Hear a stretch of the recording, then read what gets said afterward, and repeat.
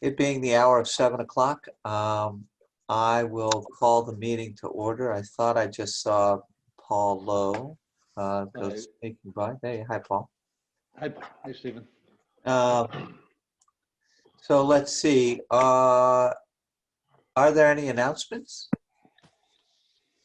I don't think so. About the only announcement I can think of is that Paul's been doing a ton of work on the new Moncton dog park that looks like it'll be up and running in the not too distant future. Okay. The first item on the new business. Yeah, it is. I mean, I've got it down under new business, but Thank you, Stephen. yeah. I guess our first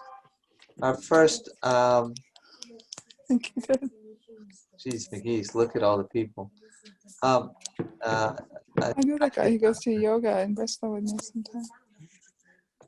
No, Hey, it's on Steve, mute do you want to now. ask people who are not intending to talk to mute themselves? Yeah, please. Excuse me, if you're not, thank you. That's great. Let me see. Our first order of business then is our minutes of October 26th. I put them up on the screen for if there's anything that we would like to discuss.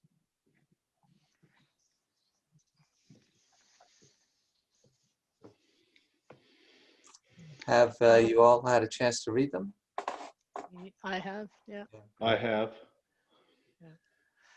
This is Mary Kate. I'll move to approve the October 26, 2020 Select Board minutes. I second it. That's Paul Lowe. That's great. Is there any discussion? All those in favor, please indicate by saying aye or raising your thumb. This is for select board Aye. members. Aye. And opposed and abstentions. All right. So that is, we have done that. Check warrants. I saw only two when I went through the, so let's do them in the order that I found them. This was a check warrant, an accounts payable, just a payroll transfer, AP 01026 in the amount of $2,691.89. What's your pleasure? This is John. I move to approve check warrant 01026 in the amount of $2,691.89. Second, Bill. Thank you. Any discussion? All those in favor, please indicate by saying aye. Aye. Aye. Aye. And opposed? Aye. And abstentions. All right, thank you very much. That was easy. How about this one? Mary Kate, I move to approve check warrant 01109 in the amount of $12,240.66. Wow, she's on top of it. It's a AP. In case you Payroll. didn't get that, No, payroll. It's the PR. Yeah. PR, sorry. PR. Second. I second it. There you go. Is there any discussion? All those in favor, please indicate by saying aye. Aye. Aye. Aye. And opposed? And abstentions. Okay, so that's easy. I'm sorry, I missed who seconded that. Paul.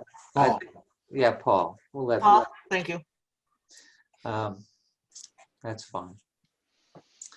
Were there any overweight permits, Bill? There was one and I signed it on Thursday. Did you get it, Betsy, from Sharon? Okay. Who was it just for? Some food service delivery company with a 69,000 pound and an 80,000 pound truck. Okay, awesome. I I am at public comment. We normally, actually, before we start this, let me just tell you how we as a select board tend to operate. There's a lot of people, more than we normally have. We do allow other people to ask questions during our regular business, as long as you don't dominate the discussion, as long as you're bringing something forward. But if you have questions, raise your hand. There's a little icon that you can put up on the screen. Wave frantically, or just say excuse me, and we'll get in there. That being said, at the beginning of every meeting, we have 15 minutes set aside for public comment. So at this time, I'd like to open it up to any public comment. Is there anybody here who would like to comment? Okay. That being said, I will ask Patrick. So Patrick, we're a bit ahead of schedule. Do you feel comfortable starting up now, where it's like 7:06? Yeah, I'm totally fine with that. Sure. Okay. And do you have everybody's name, Betsy? You good? It looks like it's all covered. All right. Great, Patrick. I'll give you the floor. All right, thanks, Steve. Thanks for having me. This is the second of what will be 5 conversations I'm having with select boards or representatives of select boards, trying to really connect with each or portions of each select board in each town. And I see some familiar faces here on the Moncton Select Board, so hi to everyone. And for those that I haven't met yet, my name's Patrick Reen. I'm superintendent for the Mount Abraham Unified School District, of which, of course, Moncton Central School is part of that. And I'm hoping to, so first, thank you for taking the time to meet with me tonight. My interest in joining you tonight is to share a little bit of context for those that haven't been reading the paper or attending the community engagement committee events or watching the videos or haven't happened to seem to catch the various things that are out there, but just set a little context and really mostly trying to understand more about the role Moncton Central School plays in the town of Moncton. And as the select board for the town of Moncton, I'm hoping you have some insights and represent your own personal views, but can also talk more broadly from a Moncton community perspective on what that role is. So the context for MAUSD is we've been experiencing declining enrollment, and that's creating some financial hardships for us as a school district. For MAUSD as a whole, in the last 10 years, we've lost over 300 students, and we're projected to lose another 120 or so in the next 5 years. Thinking about Moncton Central School specifically, in the last 10 years, Moncton Central School has lost 57 students. That's about 32% of its entire student body since 2010. And even just in the last 5 years, Moncton Central School has lost 33 students, or 22%. So declining enrollment is real. It is happening in each of our schools across the school district, including Moncton Central School. And the declining enrollment is having an impact on our finances because school budgets are now built based on a cost per pupil. There's a formula that is applied at the state level that takes basically the number of students we have, and each student, given their various needs, is given a different weight. And that sort of weighted calculation is what's called the equalized pupil count. And that's how our budgets are built. And the state sets a spending threshold whereby if we go over an amount per equalized pupil, we're penalized on a dollar per dollar basis. And with our projected decline in enrollment, we're projecting, and again, these are projections, a lot of projections on top of projections when we start looking multiple years out. but we're projecting 5 years out that we, without some sort of change, if we kept the same personnel, kept the same programming, kept the same facilities, that we would exceed the spending threshold by as much as $6 million, which means we'd be paying a $6.5 million annual penalty as well. There's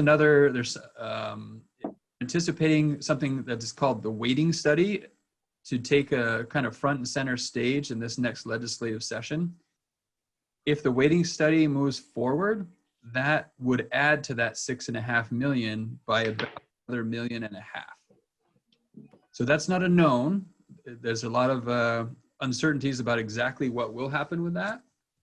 But that balloons our $6.5 million to possibly as much as $8 million, that we'd be exceeding the spending threshold. So obviously that creates concern, and so the MUSD board is working and has been working pretty hard for about the last 18 months to really explore options, think about, knowing this is on the horizon, and in fact, we're in the midst of it now. In the last 5 years, we've reduced by about 37 positions in light of our financial challenges each of the last several years. And sort of probably about 18 months ago, in conversations with the board, realizing we need to really be thinking about a long-term sort of financially feasible plan for how to respond to this declining enrollment. And so lots of community engagement, lots of discussions at the board level. We worked with a contractor to help us do a study of our demographics, of our enrollment, to help us really understand how much of what we think we see can we expect to realize with an outsider's perspective and expertise. And effectively, this report that was conducted by the New England School Development Council, which supports schools all over New England doing this work, confirmed and actually told us a little bit more of a decline than what we were anticipating. So for the most part, it confirmed for us that what we are experiencing and we're projecting is accurate.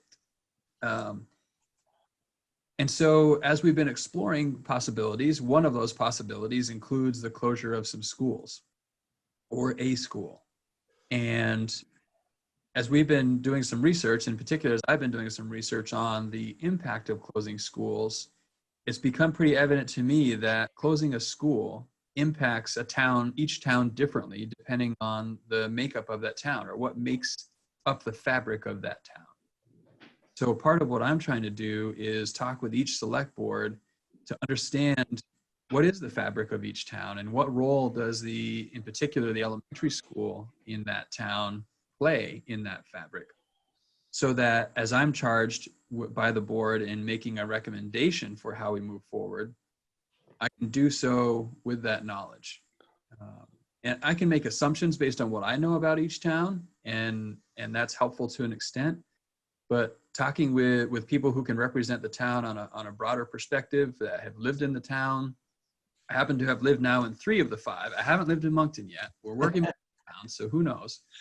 But folks that have been there for a long time, I think it's really important to hear your thoughts on what that impact would be, as I have this really daunting task of making a recommendation to the MAUSD board.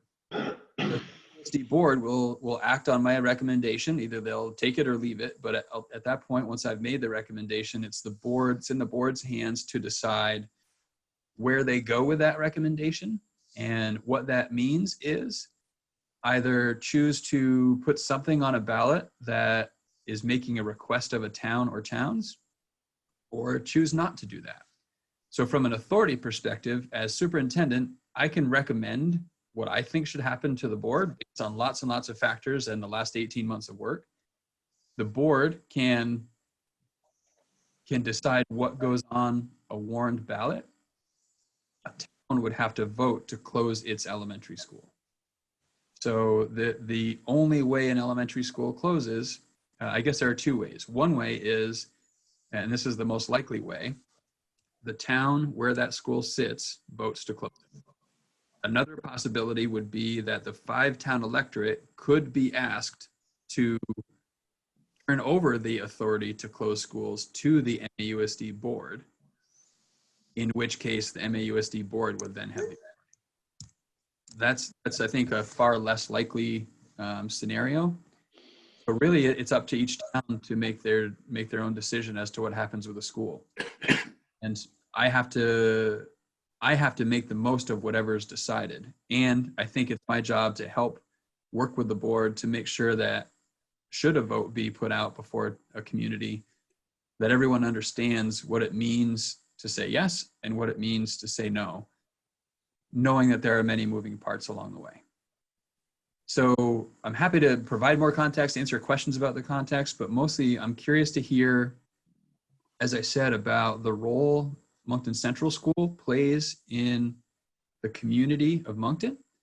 And I'm also interested in hearing if there's been any thought or if something comes to mind about if it wasn't operated as a school, what other possible uses, what other needs might Moncton have that it could. And I know you're in the middle of a project of a new building, so I'm sure that factors into that conversation. But that's really what I'm after tonight. Trying to offer any clarifying information, but mostly wanted to hear your thoughts. Good. So I guess what I would do to start this is to ask members of the board for their opinion. I suspect that there's a fair number of people here who've already made their thoughts known at some of the community exercises. Yes, Mr. McNerney. Just an administrative thing before we get into the discussion. We have a phone caller, if they could identify themselves so we have a record for the minutes. It's 453. Hello? Yeah, Oh, yeah. Sorry, Kim Callahan. thank you. Thanks. Boy.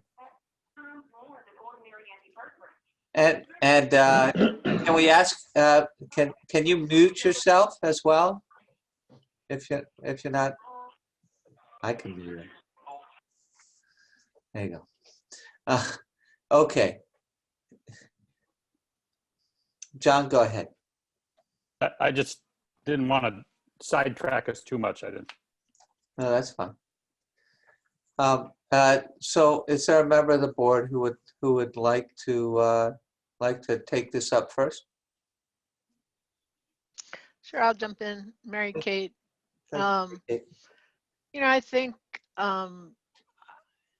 as a select board member, I have less of an understanding of the role the school plays in the community, as I have more of an understanding just as a parent. And I think certainly in Moncton, like probably most places, I, like other people, didn't really get to know anyone in the community until my kids started going to school. And then, you know, that's sort of how I got to know people in the community, and then became more active and involved in the community through, you know, taking my kids to school, dropping them off, talking to parents, and being part of the school community.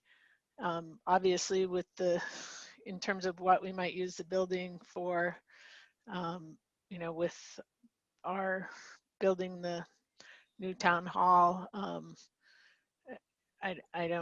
I can't think of a need for it other than, you know, maybe there's the gym there, so, you know, recreational needs, but I can't really think of other needs that the town might have. And I should have clarified some more about that process. So if the town voted to close Moncton Central School, first of all, if the board asked the town to choose to vote to close the school, and then the town voted to close it, the town would have the option to buy the building for $1. It wouldn't have to purchase the building, because sometimes buildings are more of a liability than an asset. But that's effectively how that would work. If the town chose to buy it for $1, the town, as I understand the articles of agreement, would need to possess it for 5 years before it could sell it or do something along those lines. Was not to possess or purchase the building for $1, the district would retain that, and then the district could choose to, liquidate it if that's what the district thought was in the best interest of the school district. Patrick, Mary Kate again. And does the town assume the debt? And do you know what the debt is? The town assumes the debt. Moncton has next to no debt. I don't have the figure offhand, but has very little debt. Most of our schools don't have any debt, or very little. And Moncton's in that boat. Lincoln has the most because they're still paying off a pretty substantial bond. Starksboro probably has the next most, which is a significant reduction from what Lincoln has. And the rest are in the nothing to near nothing range. So Patrick, this is Paul Lowe. With respect to what you just said, is that any possible reason for you to assume that Moncton might be in a better position to close their school than the others that you just mentioned? No, honestly, part of what I'm trying to gauge is my assessment right out of the gate is I'm not sure any town's well positioned to choose to close their school. I don't think we've seen any history of that in our neighboring communities that are going through a very similar experience. And I think what makes a town more or less interested in doing so has multiple variables. That may be one. If having the building, if possessing the building with little to no debt puts them in a position to meet a need that the community has, that may be a factor. If it's the deciding factor is really hard to know. Okay. On the same note, are you appealing to all the other elementary school programs in the five-town area in the exact way that you're approaching us as far as this information and what you would suggest that we do? So I'm having these conversations with each of the 5 towns. I'm trying to, set the context for folks that haven't been part of the information. I'm not really sharing a whole lot of new information that hasn't been shared in a lot of other ways, and wanting to hear from each town what role the school plays in that town. So I've met with Starksboro so far, and I have the other 3 towns after tonight scheduled, 2 more this week, and then Bristol maybe the following week, a little bit later. But yeah, so having the same conversations with each of the towns, just still in the understanding more about the impact of a closure in that town as I weigh my recommendation. Obviously, there are many, many other factors like, so many factors that are involved in if a school needs to close, and if so, which school. Understanding the role of the school in each town is certainly a contributing factor. I know you have a very, very tough job. I don't envy you whatsoever, and I don't mean to make it sound as if I'm jumping down on your back on it. It's just that without knowing exactly the opinion of all the schools and going through and meeting with them, it might seem to anybody on this particular meeting that this is kind of a scary thing that you're proposing to us. And it doesn't necessarily come across as something that anybody is going to jump for joy about. And I just think that perhaps, and I don't know, like you said, you have some other meetings to make. You could come back again and present this with a more thorough understanding of other programs before perhaps making making this seem like the doomsday machine at the moment. Yeah, I guess I'm not understanding your comment. It doesn't sound like my point is that I don't know if, and this might just be my interpretation, but you said you still have other meetings to conduct with other schools. My point being is that if I do all my homework to try and figure out what's going on in every program, then I can come back and say, well, these are the issues that we have to deal with. And I've recognized them from a personal perspective on each one of these schools. That's the time when I start to present a realistic objective of how we're going to face up with these declining enrollments and the cost to us as you described it, $6.5 million penalty, which is substantial. But I think that my point here is that unless we have really, you've conducted all these studies with all the schools, I'm not sure if, you know, to me, it's just, it sounds kind of terrifying at this point. That's my opinion. So, Paul, I think what Patrick's really asking more than anything is how do you feel the school fits in the community? How important? I totally I know what that is. I totally understand it. But it is, no matter what, it is a big change to the people that live in the community who have their children go to a school.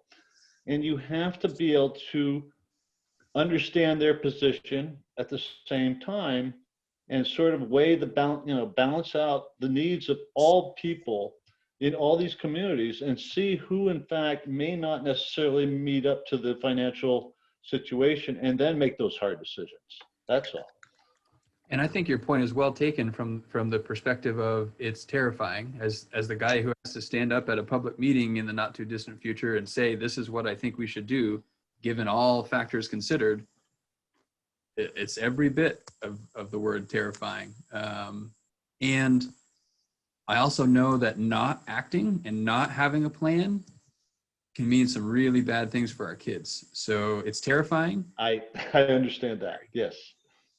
Thank you. I know, and I really do appreciate everything you do. Do not take this comment. I do appreciate everything you do. Okay. No, I don't take it in any offense whatsoever. And I think another one of your points I think is also well taken, and it's sort of the work I'm doing now.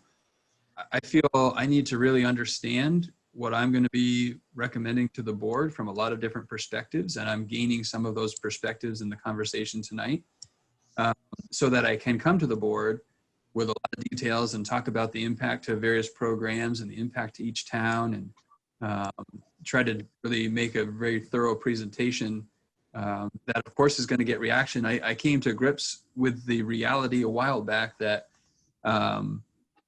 I don't tend to get to make decisions everybody likes. Usually if there's a decision that everybody likes, somebody sort of before me in the chain of command gets to make those decisions. I only get to make the controversial ones. And this is probably the cherry on top of controversial recommendations that I get to make. Ultimately, it's not my decision, but I've got to be the one that stands up as a leader of the organization and says, this is what I think we should do. This is why I think we should do it. And here's the data I have to support my recommendation, and then turn it over to the board for consideration. So Okay. It's daunting, and these conversations are helpful. Every time I've had a conversation, it helps me think through things a little differently, and it's an opportunity to process again, and it's valuable to me in a lot of ways. Yep. So Well, thank you. Yep.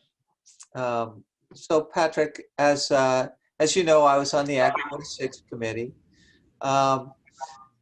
So I think the demographics in Moncton are different than the demographics elsewhere in the district. Moncton is actively growing. We're adding population, we're adding voters, and we're adding, you know, there's currently, I think, 2 new 9-lot subdivisions getting built. So Moncton's growing. I don't think we've seen that yet show up in our school enrollment. Part of that is based on the fact that it's hard for us as a town to ensure. Ben, I'm going to mute you for a second. It's hard for us as a town to work our planning in such a way that we encourage young families into the community. It's hard to get developers to build what I would call sort of starter homes. And in a very significant way, of course, the school is a central part of our community. It always has been, and that's sort of, we built the town around where the school is. It's a very active and vibrant school culture, if you will. with their school gardens and working. They've made a bunch of changes to be able to deal with the COVID outbreak, in terms of expanding their outdoor facilities. And I guess the place where the town and the school interface the most is at town meeting. We use that gymnasium for our town meeting. For many years, we would hold town meeting during the regular school hours, which was both educational and problematic. Problematic because parking, it was problematic because it was, a Tuesday in the middle of the day and some people who worked couldn't get there. But it was a great opportunity for people to come in and students to come in and watch to watch democracy working. So it was very valuable that way. So we still do use that. Right now we've moved our town meeting to a Saturday, so we don't directly conflict with the with the administration of the school. So that's my 2 cents. My sense of the world is that we're growing, that we will continue to grow. Not only are we sort of the closest in commute distance to the greater Burlington area. Burlington and Williston are just a hop, skip, and a jump. But also, I am interested to see how the next year or two play out. It's really hard to make these decisions when we're in the middle of a pandemic, so I'll leave it at that and ask other board members for their opinion.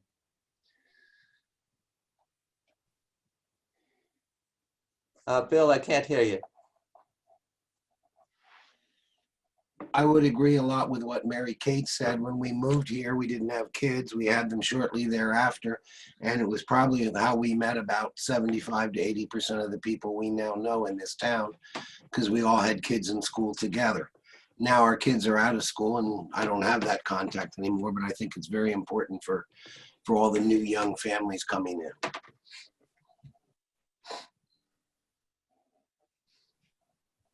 This is John. I agree with Mary Kate and Bill. When we moved here, our first child was several months old. For our first 6 years in Moncton, we knew basically nobody but the people we shared a driveway with and 1 or 2 others. So I've kind of been in Moncton on both sides of the coin. When with 2 kids going through was how I met most of the community. It's also what got me involved in the community. Had we not had a kid in a local school system, I probably never would have gotten involved in the Agricultural and Natural Areas Committee. I never would have ended up on the select board. That's what drew me into the community. And we're in a little different position than some of the other towns around here because there is no other gathering place in town. There's nothing. The general store is no longer a general store. We have nothing else. There's no pizza place. There's no nothing. There's no place in our town that brings people together where they might run into each other. We don't have the square with the band pavilion on the green that Bristol has. We don't have the general store that the other towns all seem to have. So it really concerns me what happens to this town, not just for the school, but to the rest of the community. I've had to work hard to keep up contacts in the community and contacts with other parents now that my kids aren't in the local school anymore. And I really wonder what happens to a town like Moncton. We basically end up becoming a bedroom community. Nobody knows each other. Everybody's scattering to other places. And I guess the other thing I wonder on a completely different note, I have never understood the reasoning behind if a town closes their school, buys back a building, the reasoning behind putting a 5-year freeze on it. It seems like if the town doesn't have a use, that's saddling them with 5 years of operating costs when they could be looking into doing something else with it. The only thing I can imagine is it was a way of assuring that it didn't become a competitor for students by somebody starting a private school or a charter school there. And I would urge that the board strongly consider, if a town does make the step of saying, hey, yeah, we'll consider this, that you release the town from that 5-year hold and let them do what they want, when they want with their school building.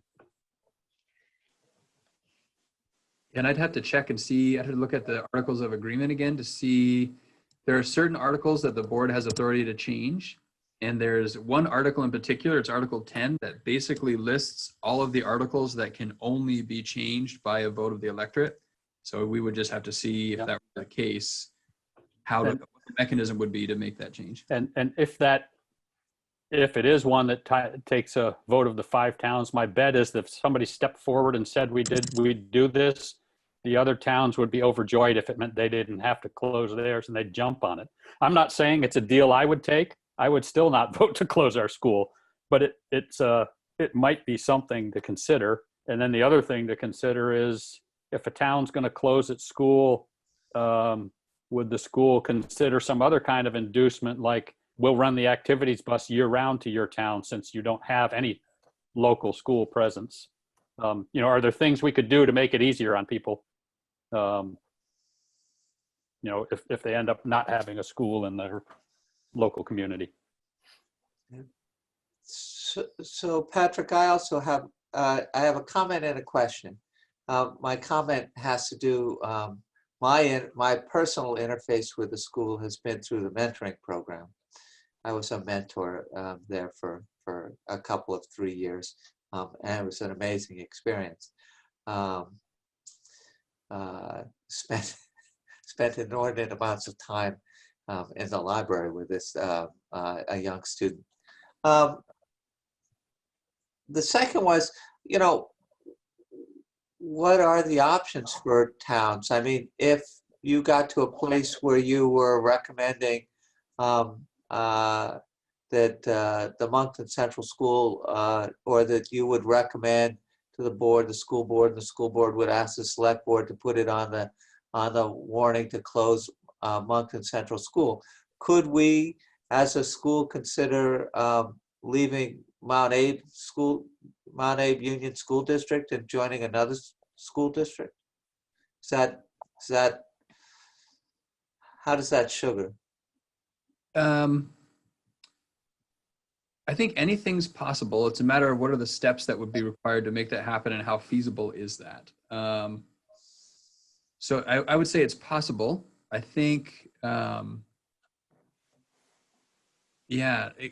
exiting from the 5 towns from the MAUSD would actually need to be approved by the 5-town electorate for that to happen. Because the Articles of Agreement state which towns are essential, and all 5 towns voted those Articles of Agreement in. So in order for one town to leave, all 5 towns would have to approve that. Yep. The first hurdle, and there I'm sure are others, and then there's a process of joining another district. That district would probably have to vote to welcome in a new town, etc. Yep. It's from the center of town Moncton, it's as easy to get to Heinsberg as it is to get to Bristol.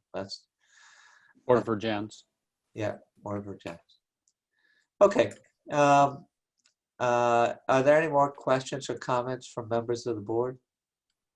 All right. Is there members of the general community that would like to Bailey, go ahead. Oh, you'll have to unmute yourself. There you go. Hi. So I just wanted to share the perspective of a young-ish family. We have biological kids between 2 and 7, and then we have 2 nieces living with us who are 11 and 14. So the stuff that I feel Moncton's really missing is daycare. There's only a few daycares that have over an 8-month waiting period to get in. And if you have an infant, you need to get daycare before you're even pregnant. Affordable, also preschool. I think our district is greatly lacking in preschool in all towns. Again, we have this great, funding of 10 free hours a week, but that doesn't help a working parent who may not be able to afford the rest of the day or have to pick their child up in the middle of the day.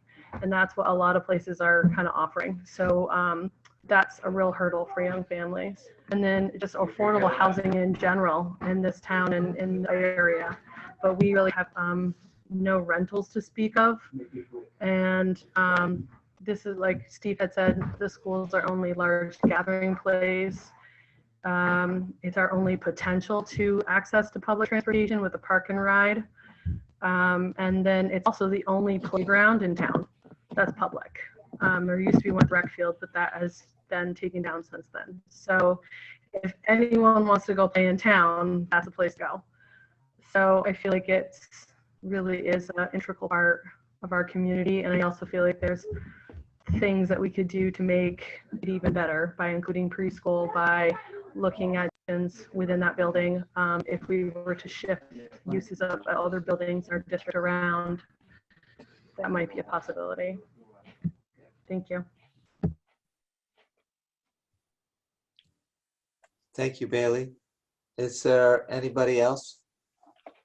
Stephen, can I speak? Of course you can. Hi. I agree with all the others that said that I met people in town when my kids started school. I didn't know hardly anybody in town until the kids were there. And like the others said, it also got me involved with other activities in town. And I also want to echo what Stephen said about demographics. We are the only town in Addison County, aside from Middlebury, that is showing growth according to census data. I mean, look at what's happened in Heinsberg over the past 20 years. I know we're looking at the next 5 or 10 years, but what is Moncton going to look like 30, 40 years from now? Are we going to see a lot more growth overspill from Chittenden County? And as the parent of so I have a 6th grader who will be at Mount Abe in the fall, but I also have a current 2nd grader who will be a 3rd grader. And the thought, and also like many Moncton parents, many of us work in Chittenden County, and I would say that the majority of us do that commute into Chittenden County. The thought of our school not being here and my 8-year-old being 45 minutes to an hour away from my workplace, it's a little scary to me. The older kids, I'm fine with that. I would much rather have him go to Heinsberg if Moncton's going to close. So I just hope that you're looking further down the road, not just the near future. That's all. Thank you, Betsy. Anybody else? I'd like to remind people to identify themselves when they start speaking. You bet. And Patrick, yeah, needless to say, I'd welcome the chance to show you around town and tour the town of Moncton so you could see where it is and how the school is integral to the community. If there's nobody else who wants to speak at the moment, we'll let you go. Jamie Schulte, I would just echo, especially what Betsy said, it really is the community hub and the school, as the center of activity in a lot of ways. And I agree with the idea that we'll probably see a growing population, right? We're certainly seeing construction in town. Houses are flying off the market and so on. So I do think that the growth pattern is going to, be upward for Moncton, being the next kind of the northernmost, or one of the 2 northernmost towns in the 5 towns, right? So most likely our school enrollment, has bottomed out already, and we will see it go up. Yep. Stephen, I have a question for Patrick. Yes, absolutely. Go. Are the other towns in the district seeing similar declines percentage-wise? Some more, some less? Yeah, and I think it's as much a timing thing as anything else. I think Moncton, Robinson, which is in Starksboro, and Lincoln in the last 2 or 3 years and the projected next year or two are seeing the steepest decline. Beaman, not quite as much, but Beaman saw a really steep decline a few years back. So they were maybe a little ahead of the curve in terms of where they were seeing that. Bristol has certainly been on the decline as well, but their numbers have stabilized a little bit more. But again, overall, over the next 10 years, the NESDEC group, which did a really thorough demographic study, I think, Bill, they might have reached out to you and talked to you to understand more real estate and really did a pretty thorough investigation of the demographics and agreed that Moncton, of the 5 towns for sure, Moncton has a greater growth rate. And they weren't necessarily convinced it was likely to translate into more kids. I think the challenge that Vermont's seeing, even where there's growth, it's not necessarily growth for young families with school-aged children. I think it comes down to affordability, right? So I think Betsy maybe mentioned the affordable housing, or it might have been someone else, might have been Bailey that mentioned affordable housing. You know, the starter homes you mentioned, Steve, are 300K, right? Like 250 to 300K. I don't see a lot of new construction going for sale for less than that, just because construction costs are so high, et cetera. Bill could obviously speak to that better than I could, given that's sort of his wheelhouse. So I think it comes down to an affordability factor and who's really buying these new homes that are being constructed. And I think, you know, from the NESDEC report, they weren't so sure it was going to be families with 5 and 6 and 7-year-olds. I can answer that. What I told the gentleman from NESDEC is around 300K, we're selling mostly to young couples, most of them without children at this time. Some have 1 and 2-year-olds, so they'll be headed for the schools in 3 years, but most of them are young couples that do not have children that I know. Great. Sarah. With that information, I'd just like to piggyback on what Bailey said with regards to our school, you know, thinking about early education and ways that with this younger demographic coming in, if we still had Moncton School and that was a focus with families, I really think we could see more growth within our community with that, many things, but with that as well. And I think if we have declining enrollment, that opens space for that, for those kids who I, as an early educator, know there's a high need. We've actually begun looking at the possibility of a pre-K expansion and really trying to understand that from a lot of different angles too. Not necessarily expanding in each town, because there's obviously an overhead in replicating something 5 schools over. That's part of the challenge we're facing now with affordability is, you know, operating 6 schools that are each at, you know, somewhere in the 50 to 60% capacity range. There's an overhead and an inefficient cost there. But even thinking about a centralized pre-K, we actually have a pre-K coordinator for the 3 Addison County school districts. Her name's Meg Baker, and she's been really helpful in understanding some perspective that I wouldn't necessarily have understood as superintendent, that the potential for unintended consequences. For example, if we just said, you know what, we're going to offer free pre-K to all 3 and 4-year-olds in the county or in our 5 towns, and it's going to be through, you know, the collected taxpayer dollars that covers that. It's not going to be a cost to the families. That obviously would pull a lot of 3 and 4-year-olds from the private providers. I understand it. The 3 and 4-year-olds are where private providers make their living. The infants and toddlers need such a high ratio of staff that that's not, even though it costs a lot of money, I don't disagree with that. It costs a lot of money for infant and toddler care. That's not really where private providers are making their money. So an unintended consequence of expanding 3 and 4-year-old pre-K could mean we put people out of business, and that means, along with the loss of the 3 and 4-year-olds, goes the care available for toddlers and infants, which we're likely not in a position to take on infant and toddler care as well as it. So we've been exploring it. We're not done the exploration, but we're understanding more what the potential unintended consequences are. And I think it might have been Bailey who spoke about, yeah, the 10 free hours a week is a great deal. if you can somehow get your kid there and pick them up, which is getting in the way for a lot of people. So we are exploring the possibility of, is there a way to do sort of a wraparound care program where the 10 hours of pre-K is happening, but we sort of somehow meld that with a full day care option, so that we're really trying to accommodate working schedules for families. I think we've seen information that something like 75% of families in Addison County have 2 working parents. And we've also seen a very high percentage of them, 2/3 or better, do commute out of our 5 towns for work. So those are all very real, and we're trying to find a path forward that has us operating as good partners with these private providers and also avoid some of these unintended consequences that could be really detrimental. So really exploring those and hoping we can find something that works well, and it gets pretty complicated pretty quickly. Kristen Blanchette.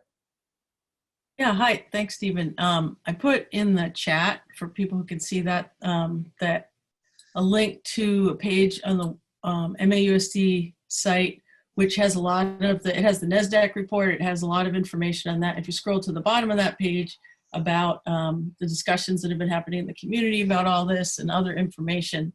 So if people want to go to that, we tried to put everything on that page. And I'm just thinking of anything else. Yeah, I think that's it. There's a community engagement meeting tomorrow night. If anyone wants to come to that, I'll put that on the town, the address for that, the Zoom address on the town website and on Facebook tonight. So if anyone wants to attend that, we'll be discussing this kind of stuff more. And we really would love to have as many people as possible to all our meetings. And the budget meetings are coming up too, which is always interesting. So, but thanks for letting Patrick come tonight. That's great. Yep. Perfect. Bailey, did you have your hand up still? No? Okay. Anybody else? So I would encourage folks that still want to get their input in. I think the community events that they're doing are great. They're great. They are really well moderated, is how I would claim it. And they're getting a whole bunch of very good information. So Patrick, do you have any last words, or? No, really just thank you. Thanks for the time tonight. Thanks for the thoughts that people shared. Thanks for the appreciation of the difficulties ahead. There isn't a path forward that everyone's going to cheer for. And part of what we need to weigh is the impact on the communities and the impact on the kids, and understanding the money has to come from somewhere, and trying to find the path forward that supports our students and our communities the best as we need to find that money. Because I think it's, my perspective is it's pretty unlikely that our community is interested in paying $6 to $8 million a year in penalties. So it's a daunting task ahead, and I hope everyone recognizes it. It goes without saying, but I think it's worth saying, no one wants this to be our scenario. No one wants us to have to be in this situation that we're in. It's a really unfortunate thing. The timing that it happens to come during a global pandemic only adds that much more complexity to it. In a really politically charged environment, like there's so many factors all at play that are all almost tangible, that it makes this really complex situation that much more. And that's very well recognized. And we know we can't wait. I think that's an important message, right? Waiting is action. No action is action. And the further forward we go without a long-range plan, the worse that is for our kids. And so that's the perspective that I know the board's bringing. That's certainly the perspective that I'm bringing. I don't want this to be the case. Unfortunately, it's the hand we've been dealt, and we're trying to figure out the best way to work this forward. And no matter what, whatever we do is going to work for some, and others are not going to be happy with it. And my motivation as the person who doesn't necessarily have much authority in the end on what decision is made, but has authority on how to make the most of the decision that's made, I want people to know that regardless of whether or not my recommendation, wherever that lands, is sought through to the end, my motivation will continue to be to make the most of whatever we have, even if it's not what I think would have been the best decision. So again, thanks for the time. Thanks for hearing me, and thanks for sharing your thoughts. Yep. Thank you very much. Hey, Okie Steve? dokie. Yes, Steve? sir. I'm not sure if you muted our two phone callers or if Uh, they muted themselves, but they may not know how to unmute if they had a comment to make, if Let's somebody see. else muted Let's them. see if I can It's a find star it. 6 to unmute. It's a star 6 to unmute. I don't think you can unmute them, can you? I can ask to unmute. I don't know the 413 number. I don't know who that is. All right. Well, we should also ask them to identify themselves. Hit star 6 to unmute themselves and then identify themselves at some point. I guess they're gone. Yep, they decided not to. Okay, thank you very much. Patrick, thank you for all that you do, and thank you for all this community engagement. And yep, good. All right, we will push on to our the rest of our agenda. All right. Share. All right, there we go. Okay. Yahoo. Is Ben, you're still here. That's awesome. Yes, sir. All right. Oh, go ahead. Oh, why am I getting that big echo from you? From me? Yeah. That's all right. I'm not sure. Is it my fault? All right.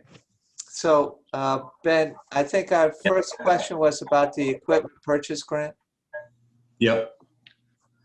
I think I sent you folks an email about, I spoke to the vendors and they all, without fully guaranteeing this, said that they could pretty much state that the price wouldn't change between now and the new budget year.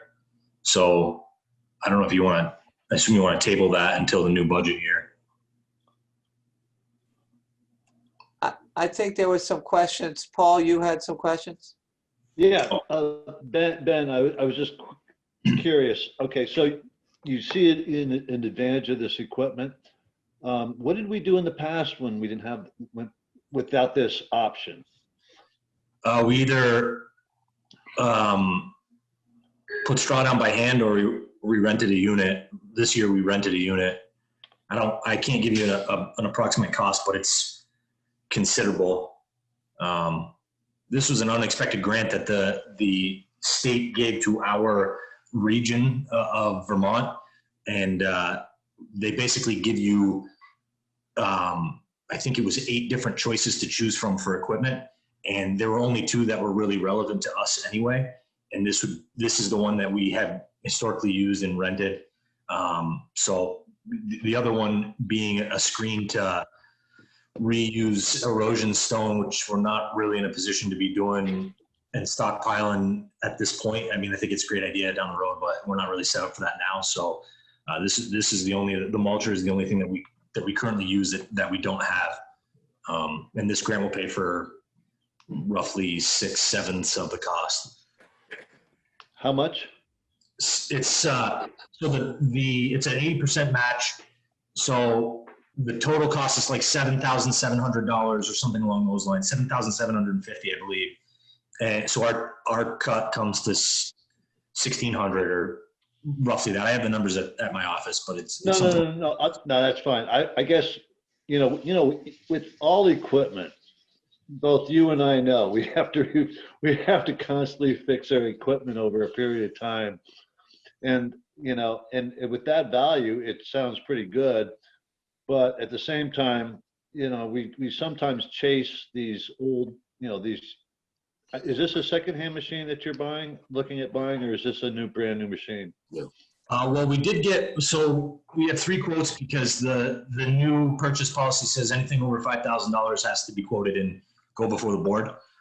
So 2 of the quotes are for the same unit. The third vendor, or I should say actually there were 4 vendors. The third and fourth vendor couldn't give me the quote for the same piece of equipment. So one of them, which would be the most expensive, is for a used, completely different manufacturer, completely different unit. And then the other 2 viable quotes are for new equipment. So one of them is for a used machine.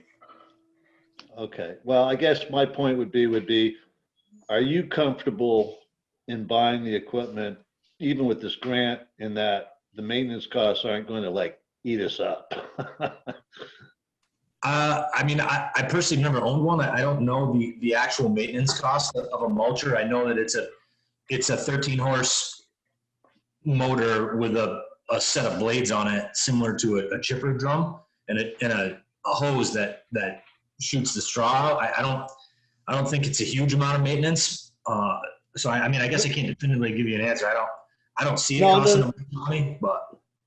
No, I don't know. I don't know either. I never owned one.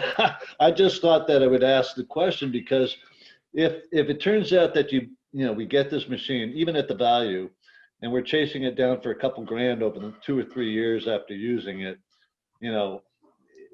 is there? My question is in fact what we've done in the past. Do we need it so terribly to even spend that money and think about the maintenance costs down the road, or is it something that you believe is really going to save us a lot of money? Let's give it a 3-year lifespan. Well, I guess I apologize. I didn't bring numbers for what we paid for rental fees, but I can tell you that the unit that we rented this last time was like, I think it was $500 a day. So it's pretty expensive. I don't see that machine dying in 3 years because it's just not, that just didn't seem logical to me. But I guess if it did go bad in 3 years, you'd have to put a fair amount of money into it. If you put $2,000, $3,000 into it, that's half the machine. I don't know I don't know what part of the machine you would replace for that much money. No, and I don't know either. I'm looking at you to help us figure that out, because I think that one of the things with machinery, as we both know, is that if you don't cover it through the wintertime, because that's only a seasonal use machine, we got to find a place to store it so it's safe. It's skid mounted. I mean, we can put it in the garage. It's not huge by any means. It's not on a trailer chassis or anything like that. It's a skid mounted unit, so one person can move it. You can't pick it up, but you can drag it.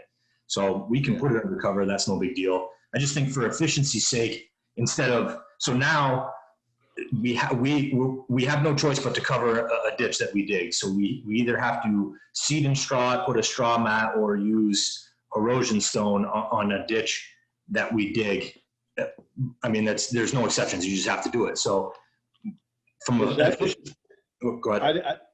Let me ask you that. I'm curious about what you just said.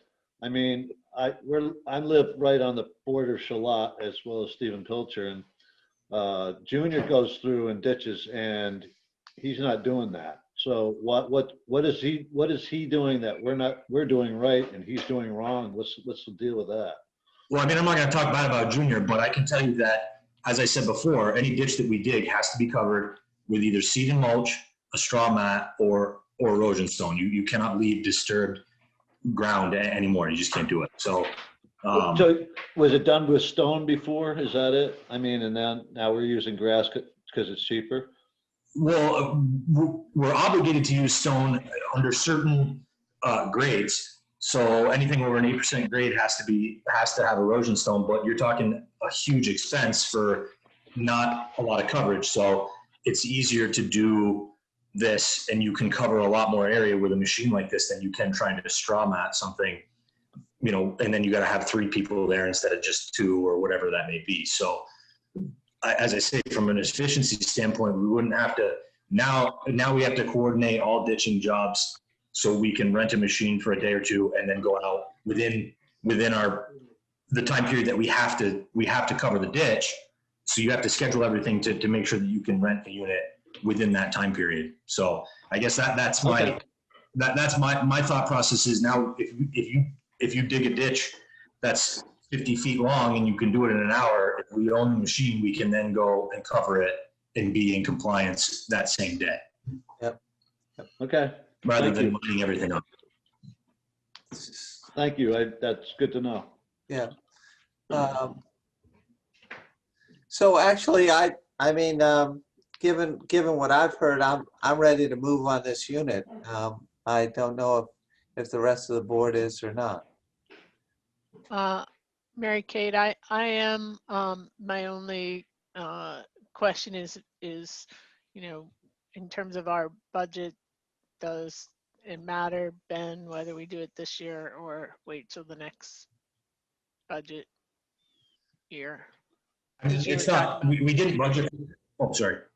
We didn't budget for it this year because our budget year run January to December. The grant comes out in July, or it ended up being at this point because of COVID stuff, August, and you have to basically put in a letter of intent and they review everyone. And so we just, I think in late September got notice that we can buy it. So I don't see the grant does not expire until the 30th of June next year. So I don't see it. We're not really digging ditches right now because I mean, it snowed last week, so we're going to be busy until probably April. Yeah, so you don't need it until spring. No, my only concern was I didn't want to see pricing go through the roof between now and January, but the vendors have all said that their suppliers have like a stock that they don't sell a lot of, so they don't anticipate a raise in price. Yeah. But I think if we bought it now, we sure wouldn't break our budget if that's what you're asking. That's what I'm asking. There you go. Okay. So if we're going to be under budget enough to cover this, I have no problem with going ahead now. But if there's a concern or that we might need that for something else, then I'd say we wait till and put it under the new budget. Okay. So from a 30,000 foot view, next year's budget is going to be really tight because it's the first time we're going to be looking at the paying back the loan for the new building. I think you have a lot more give and take in this year's budget than you're going to get in next year's budget. Sure. I mean, we're in really good shape now. There's no question about that. Yeah. Do you need a motion, Steve? I do. This is John McNerney. I move that we proceed with the purchase of the hay bale shredder under the terms outlined in the grant. Mary Kate, I'll second that. Thank you. Is there any more discussion? All those in favor, please indicate by saying aye. Aye. Aye. Aye. Any opposed? And abstentions. All right, great. So we're good on that one. Ben, don't go anywhere. We have some more questions for you on some other stuff as well. Yes, sir. Tree warden. Hello. Could you pass me presenter privileges? I made a slide deck to help keep me on track. Let's see. I think if I stop share, you should be able to share the screen. If I can find it.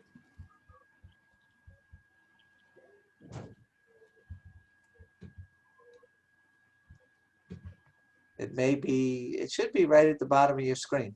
Yep, I got it. All right. Nice. Look at this. All right. Okay. So can everybody see that okay? I can just leave it in that mode to make it a little easier to go through. All right. So should anybody not know who I am, Mark Boltz Robinson, tree warden among other things. Wanted to do a bit about what I've been doing as tree warden so far since I was first appointed to the position. And then also, most notably for this, I wanted to cover the statutory changes that have been made by the state legislature, and then also outline some plans and see if I have consensus of the board to move forward with those for next year. So the first part was lots and lots and lots of reading, books on urban forestry, websites like the Vermont Urban Community Forestry and Vermont Invasive Sites. Following the statute changes, which have changed effective November 1st. Taking a look at other towns' tree ordinances and plans. Some towns like Middlebury, for example, they have a tree ordinance already. They have a very active arborist tree warden and an actual tree board as part of their governance. Looking at, or rather, I held an emerald ash borer awareness event in September that was partly supported through the Urban and Community Forestry Group and the UVM Extension Service.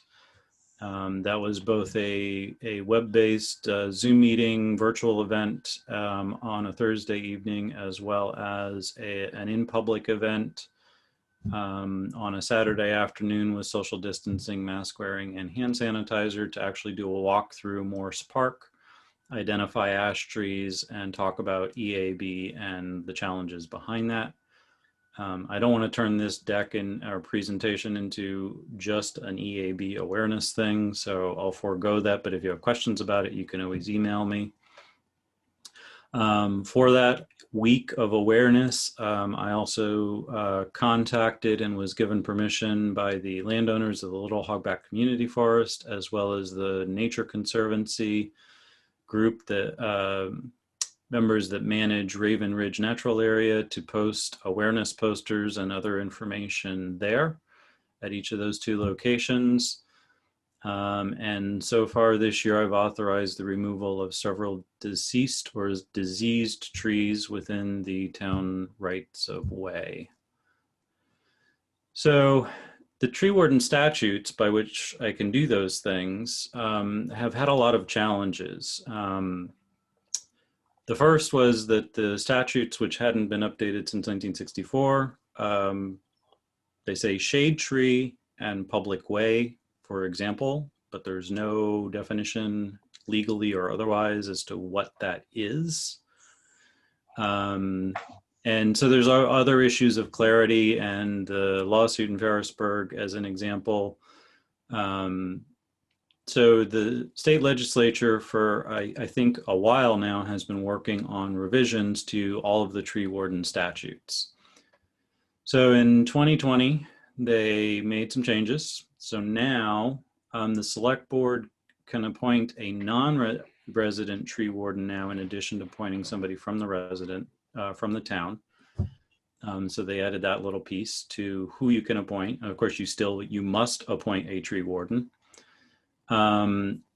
For the select board, you also need to certify now that appointment to the Commissioner of Forest, Parks, and Recreation, which includes the contact information for the appointed tree warden. How you do that is unclear. It just says that you have to do it.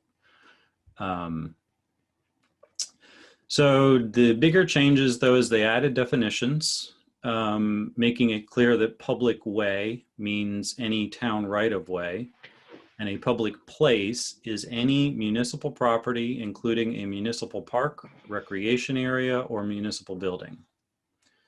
And a shade ornamental tree is defined now officially as any tree that's planted by the municipality, particularly the tree warden, and, or I should say or, that's an or, not an and, or is designated as a shade tree pursuant to a municipal shade tree preservation plan in section 2502, which I'll get to in a second. So basically, just as we have the enhanced energy plan augmenting the town plan, we can now develop a shade tree preservation plan for the town of Moncton. The goal of that is to describe any program for planting new trees and shrubs, provide maintenance through feeding, pruning, protection from pests, whether removal on specific municipal property would require other authorization. For example, around the town garage, you could say that it's now, we've decided as the select board that it's or in the town, it's not as a select board. In the shade tree preservation plan, we can say that the Moncton Municipal Garage location on States Prison Hollow Road is under the purview of the road foreman, for example. The overall process for removal of diseased, dying, or dead shade trees and any shade tree creating a hazard to public safety, etc. John had raised a question, a really good question that's also been on my own mind about something the statutes do not currently clarify, which is a tree that's removed on a public right of way for the town. If it's a veneer quality tree, like a really nice black cherry or something, does the landowner get the tree and decide how to dispose of it? Does the town? Conversely, if the landowner for that part of the right of way doesn't want the tree lying in their property, is it then on the burden of the town to haul it away or dispose of it in some fashion? So all of that are things we now have an opportunity in a shade tree preservation plan to actually outline and answer a lot of these questions. We can also map zones where every tree is a shade tree, and we can also supply in the plan a list of the trees that are considered ornamental or shade trees. So I think it's a good thing that we should consider getting started with this. I'm willing to do most of the work as tree warden, but I'll get to the more details about the plans for the shade tree preservation plan in just a second. For the removal process, the statutes already also have specific guidance that removing trees in the right of way, the tree warden can bypass a hearing for doing so if it's either infested or infected with a pest, or it's a hazard to public safety. There is, for example, a dead elm on States Prison Hollow Road, sort of catty corner to the entrance of the garage, that actually has a weakened split. The tree's basically splitting in half now, and so half of it will be in States Prison Hollow Road at some point in the future.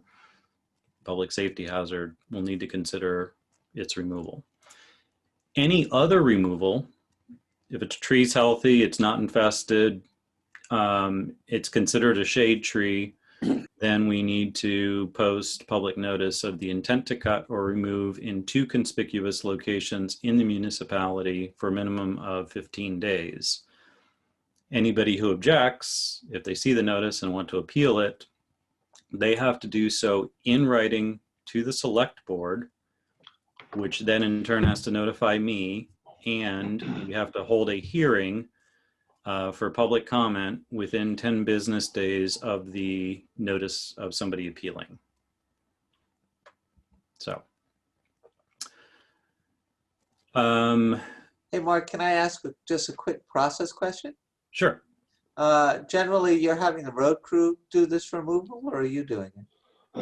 I have put it up to either the road crew or I believe John McNerney, in no capacity in any way officially as anything related to the municipality, but as simply a resident of the town of Moncton, has done some of the felling work himself. Yep. All right. Thank you. Yep. That is something that in the shade tree preservation plan, we should probably outline more details about that part of the removal process as well. Mark? Yes. Mark, can I ask a question? Sure. I don't know. I don't know if there's a comment period after all this, and if we're supposed to, if we're interrupting you through this process, I'll stop. But I just you can do it either way. This is my. It's an informal kind of. Well, I mean, I made a presentation, but that's more for my own note taking and making sure I didn't forget something than anything else. No, so no. Feel free to interrupt and ask questions. Okay, I'd like to ask two questions because I had read what you put out here prior to this, and I always had these questions in the back of my head. The process for removal of trees based on the public right of way where, you know, it's deemed necessary by the tree warden, that being you. My question is that, or I shouldn't say question, but when Green Mountain Power comes through and they do the trimming of trees for power lines, I know the person who's involved with that for Green Mountain Power, the guy who's the head honcho, and he tells me that the way they have conducted it is they have two things. One, they either ask if they can spray, and the two is whether they can remove trees. And if they have to remove trees to prevent the power lines from being affected by trees, they do so with the courtesy of leaving the tree material on the property that they've taken it from, or they remove it based on the homeowner's request. So in that perspective, I was curious because if you find a dead ash or some other tree that's a hazard in the right of way, Green Mountain Power does that in a way that generally falls back on the homeowner of the property, regardless of the right of way, because of the fact that we recognize that those trees have value to the owner regardless of the right of way, and they generally are given the first right of refusal on whether they have the trees removed or they keep them. So for instance, like a cherry or you know, whatever, a valuable species, my interpretation would be that in fact it should be given to the owner should have the first refusal and nobody else, regardless of the right of way. Is that your interpretation, or is that something that you have? That has been, although it was never fully clarified in the statutes, and technically it still isn't, because that's now the job of the Shade Tree Preservation Plan. Yeah. Or will be when it's enacted. My personal interpretation would be a right of way is literally, the word way means your ability to traverse a property, and it's a limited kind of thing. So therefore the tree technically belongs to the landowner. So in my view, yes, they should always have the first right of refusal. Okay. And that's the way I would approach it as well. Related to what you brought up about Green Mountain Power, the utility right of way and their ability to remove trees is something that there's some parts of the statutes under the utility side of things that does actually govern them working with the tree warden. And that's one of the things I've been doing, is trying to build relationships with other tree wardens, with the foresters, as well as Green Mountain Power and others, because we all kind of have to work together on this stuff. Right. So there could be places, for example, where we want to cut down trees, where some of the trees may be in the town right of way and some of the trees may be in a utility right of way. And so we'd have to work together on that. Okay. Yeah, that was, you know, that's something that Green Mountain Power always comes by, you know, like every year, and says, you have a tree that's like, could interfere with our lines. And because my house is so close to the road, we have these conflicts of trying to create enough buffer between the road and our house. And I think there's a lot of other people in our community that have the same problem. My last question for you was the removal of a tree as you feel necessary. How are we going to balance that expense, and who's going to do that? For instance, I know that the highway crew, you know, our highway department, they're not tree fellers, and you know, and John McNerney, thank you, John, for doing everything you do, but you know, there's a liability in that, so that when somebody does have to remove a tree based on your suggestion and your request, somebody in the town we have to have a liable, insurable agent to take care of that. And do you have any ideas of what kind of expense that might lead to, based on your basic investigation of the community so far? I know that for the felling of a tree of, say, a standard maturity of, you know, a sugar maple or other maple that's like 30 feet tall, generally for felling without hauling is probably on the order of about $800. That obviously can vary for a variety of circumstances, but I just know that based on having several maples taken down on my own property for my solar array. And yes, obviously there's an expense to be considered there. And that's part of what we need to start thinking about and discussing. It doesn't need to be solved tonight, but that's part of the reason why I wanted to do this briefing as well, is we need to start planning for a budget that, whether that goes under the bucket of other things for Ben in the highway department budget, whether we plan for a particular service to bid on removal of trees when it comes up. But especially we need to start planning on that in terms of the budgeting for the removal of ash trees in particular, because those are going to be the ones that are going to present the largest challenge to the town monetarily and visually and everything else because of emerald ash borer as a pest. Okay. So there are several considerations for all of that. There are considerations for, I've been looking for whether there are grants or other funds that we can get that can help us with things like that. There are grants actually for helping us with the shade tree preservation plan development. Urban and community forestry is actually interested in some towns being pilot cases for doing that, where they do a lot of assistance in helping us develop that plan. That, like the enhanced energy plan, requires us to develop the plan, have a public hearing on the plan, and get community comments. The plan, the draft plan, has to be published so many days in advance, et cetera, before that's finally approved by, I can't remember if that can be approved just by the select board or if it has to be approved in a town meeting as an article. But in any case, I'm looking for other ways in which we can get other money to help us with these things as well. Great, thank you. Yep. So for going forward, I've listed a few different community events I'm considering for next year, obviously with the necessary criteria for global pandemic and the rest of that as well. Wild grape in particular, and that needs to be something we consider as part of the shade tree preservation plan. It's all over our roadsides. That's not an invasive technically, but it's a nuisance because it can overgrow tree canopies and kill a lot of the hedgerows and trees along the roadsides in particular, because it's opportunistic and it takes advantage of disturbed habitat.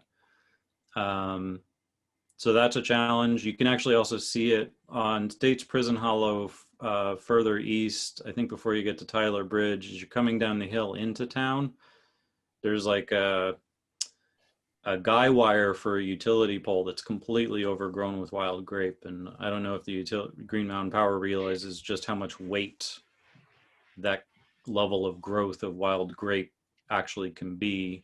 It'll eventually take that pole down if they don't get a handle on it.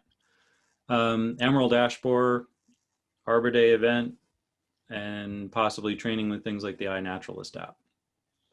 Bigger project is developing that shade tree preservation plan.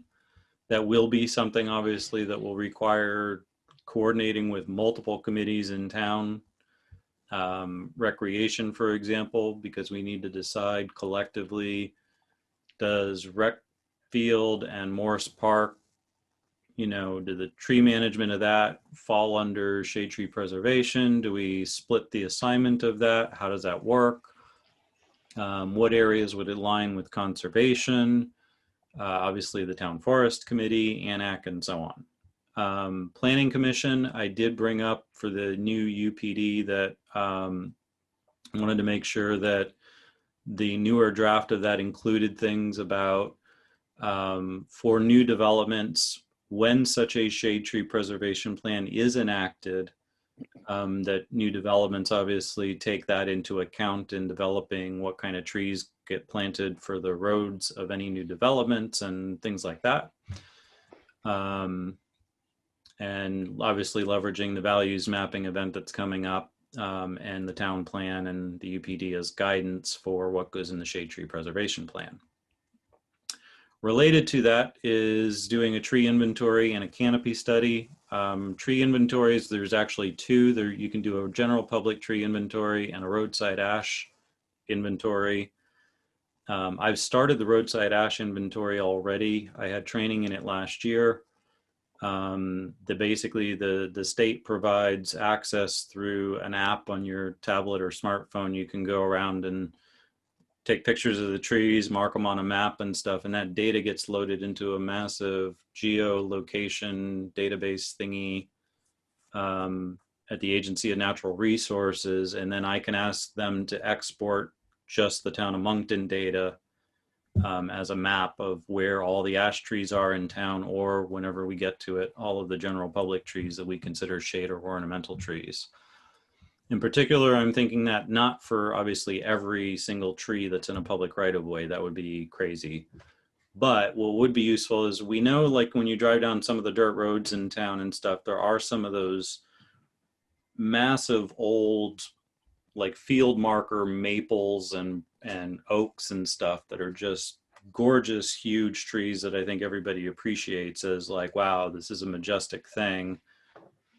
You know, marking some of those more prominent trees as part of that get folded into the shade tree preservation plan. And then of course the big one is emerald ash borer. That's a game changer. It's basically already here in Moncton. We don't have confirmation yet officially, but since Bristol has a confirmed sighting, Richmond has a confirmed sighting, to think it's not here at this point is not very advised. Challenge with it is that it's a 99% mortality rate to ash trees, which represent about 8% of all of Vermont's tree population.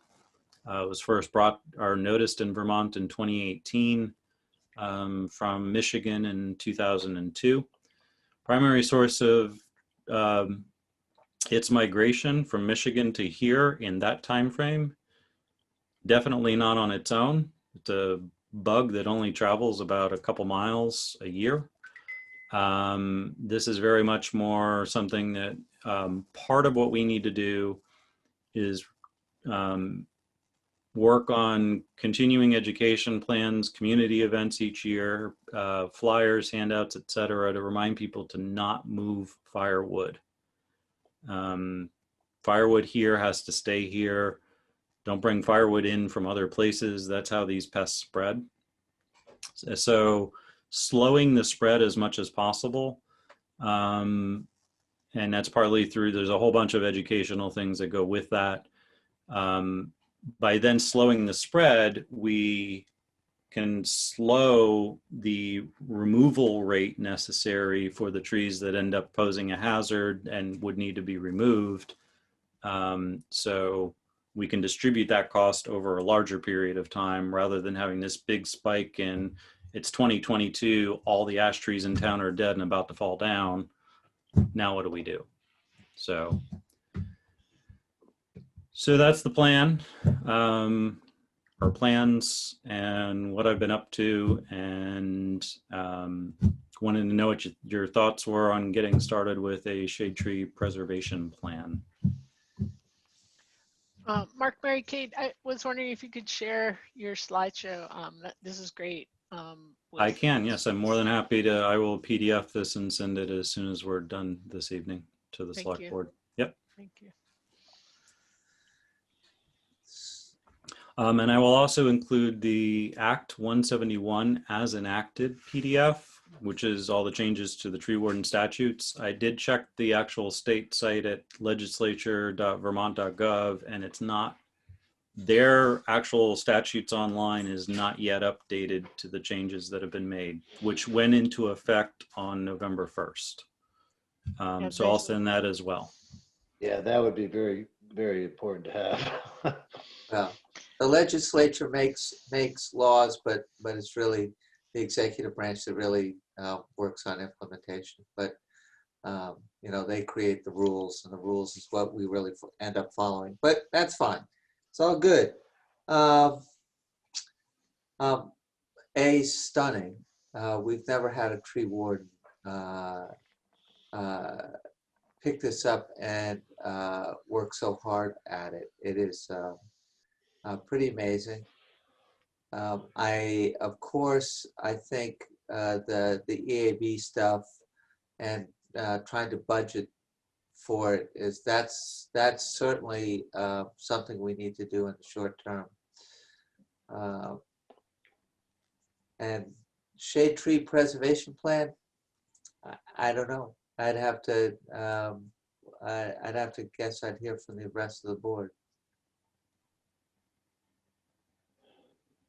Mark, you said there's a grant available for the plan, I believe. Yeah, it may not be a grant per se, but the Vermont Urban and Community Forestry group with the UVM Extension Service are looking to have about 10 towns pilot the development of a shade tree preservation plan, sort of whoever wants to be first out of the gate to try and actually work on this. I've actually already reached out to say, hey, we'll take your help, because then they can do a lot of the work for us. And so,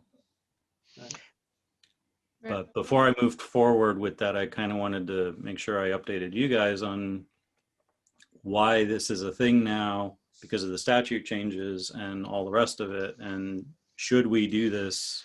I think so, but I'm the tree warden, so I don't know. Well, this is John. I think it's a good idea to move ahead with it, because I think having something like that is a way to help head off the kind of headaches that Ferrisburg is going through right now. Doesn't mean you won't get in an argument, but it's a whole lot easier if you have this ahead of time rather than trying to develop it after the fact. Yeah, but go ahead, Mickey. No, I'm good. I know I've worked with the tree warden in the town of Charlotte in construction. There's pros and cons that affects properties regardless of the best intentions.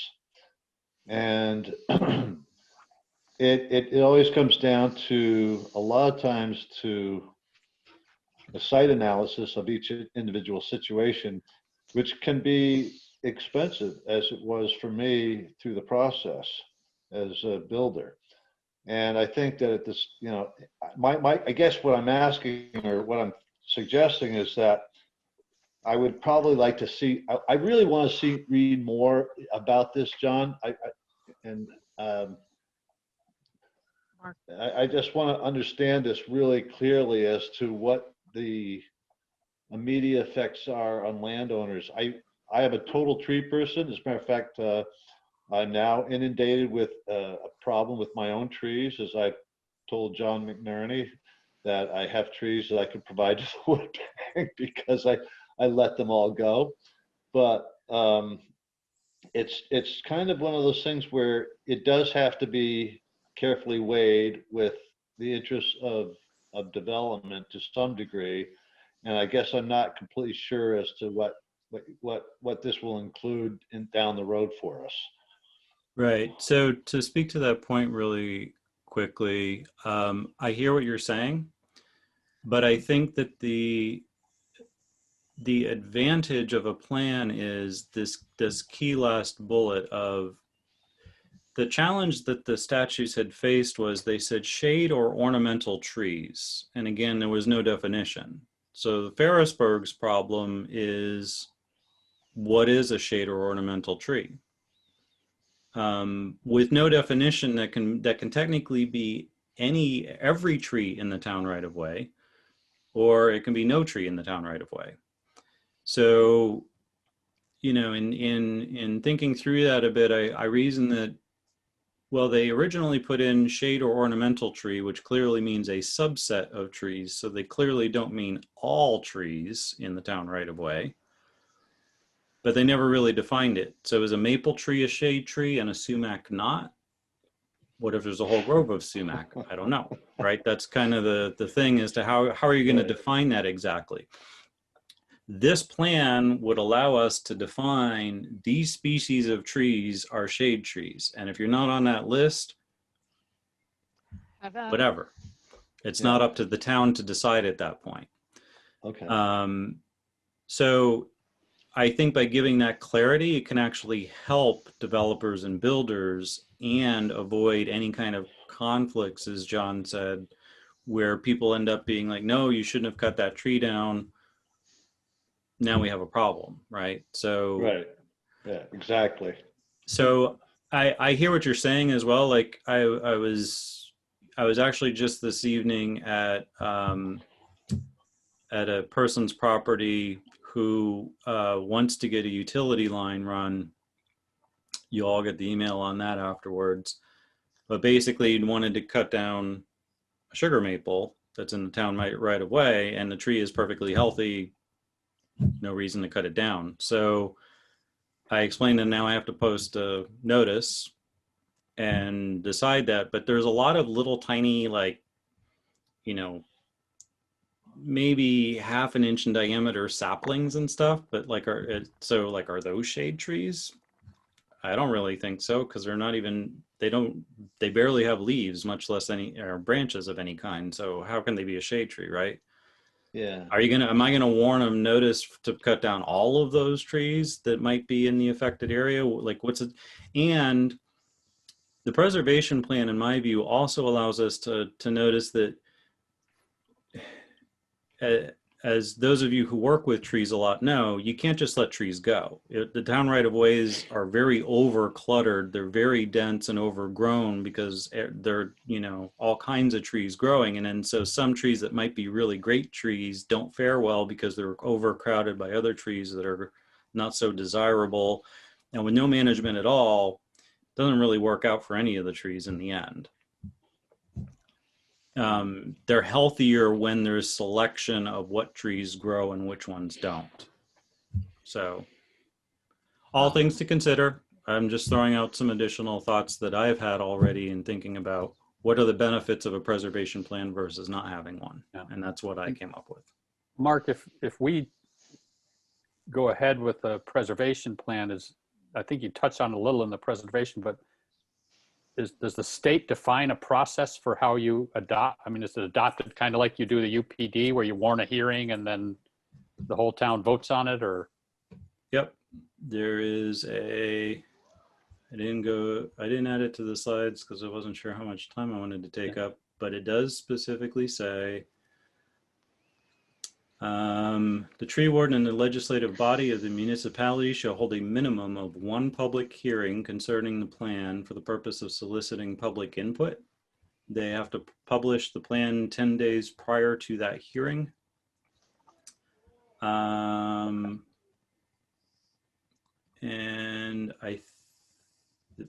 that's basically it.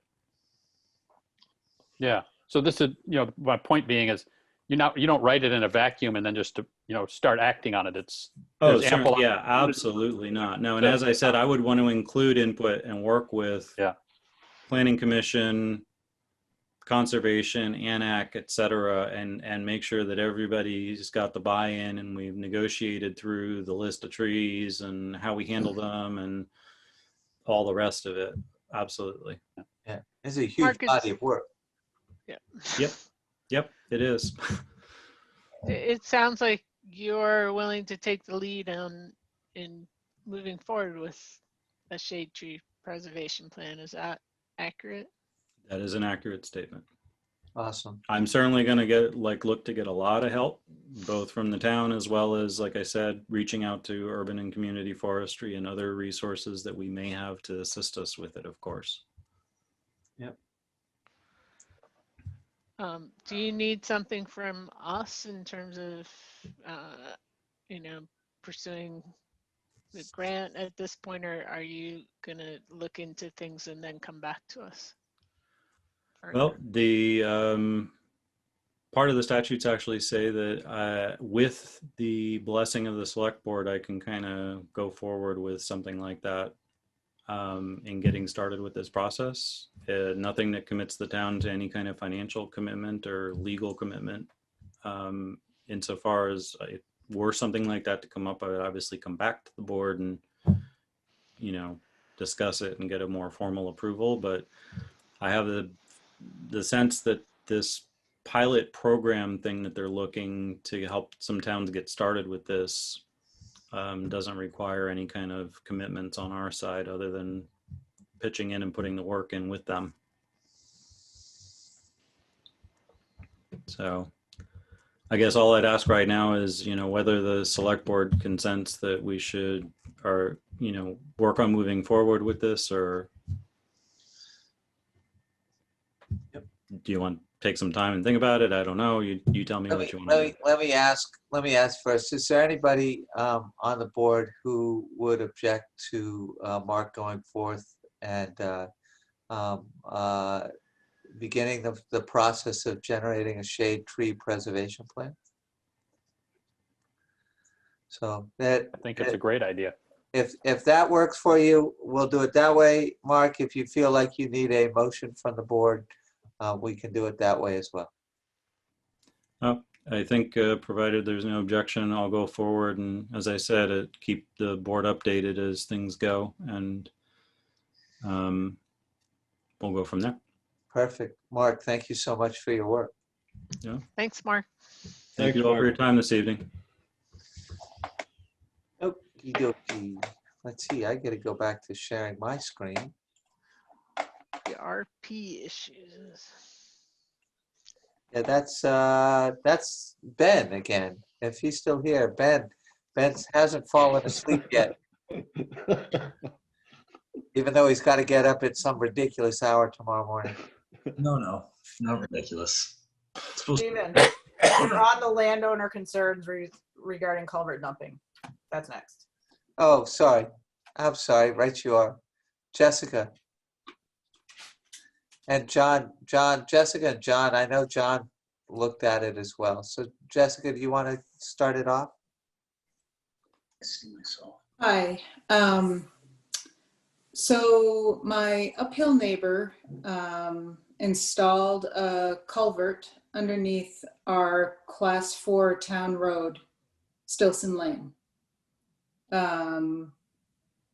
So the two neighbors above me decided that they were concerned about the runoff on the road due to a driveway, and without consulting with me, went ahead and put a culvert in that would direct the water flow running along the side of their driveway under the road to my land, to a place where the water was not naturally being dumped before.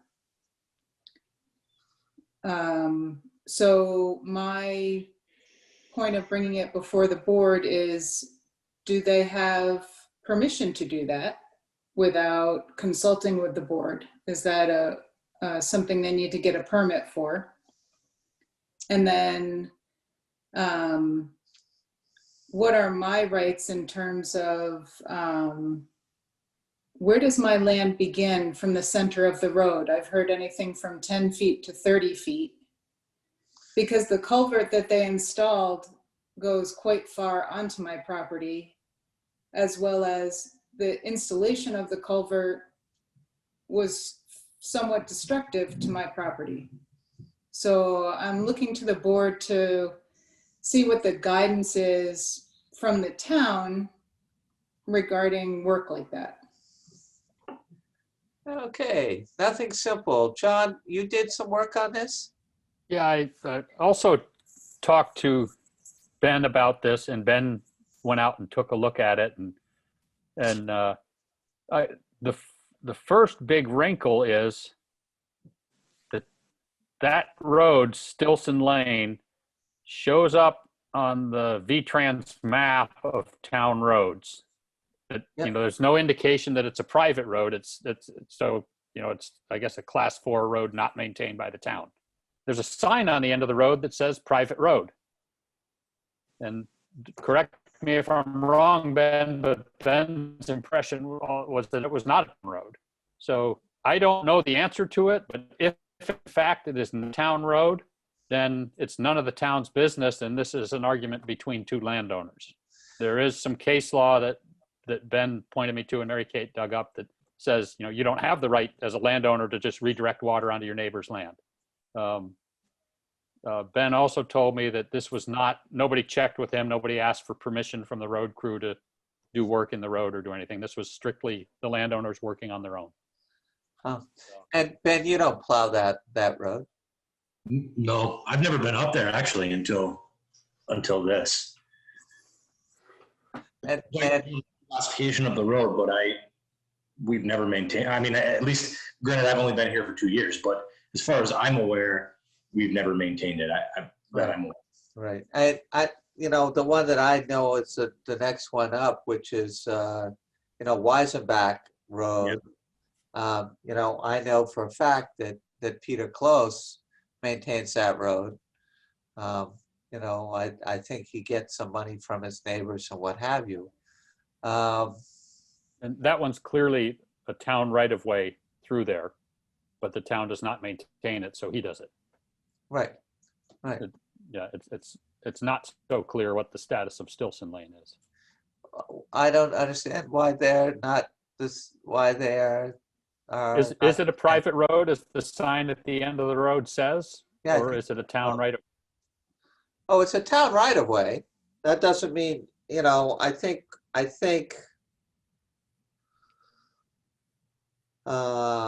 it's more, and it's treated like an extended driveway. Based on the information that I received as I believe it must have been from you, Mary Kate, that case.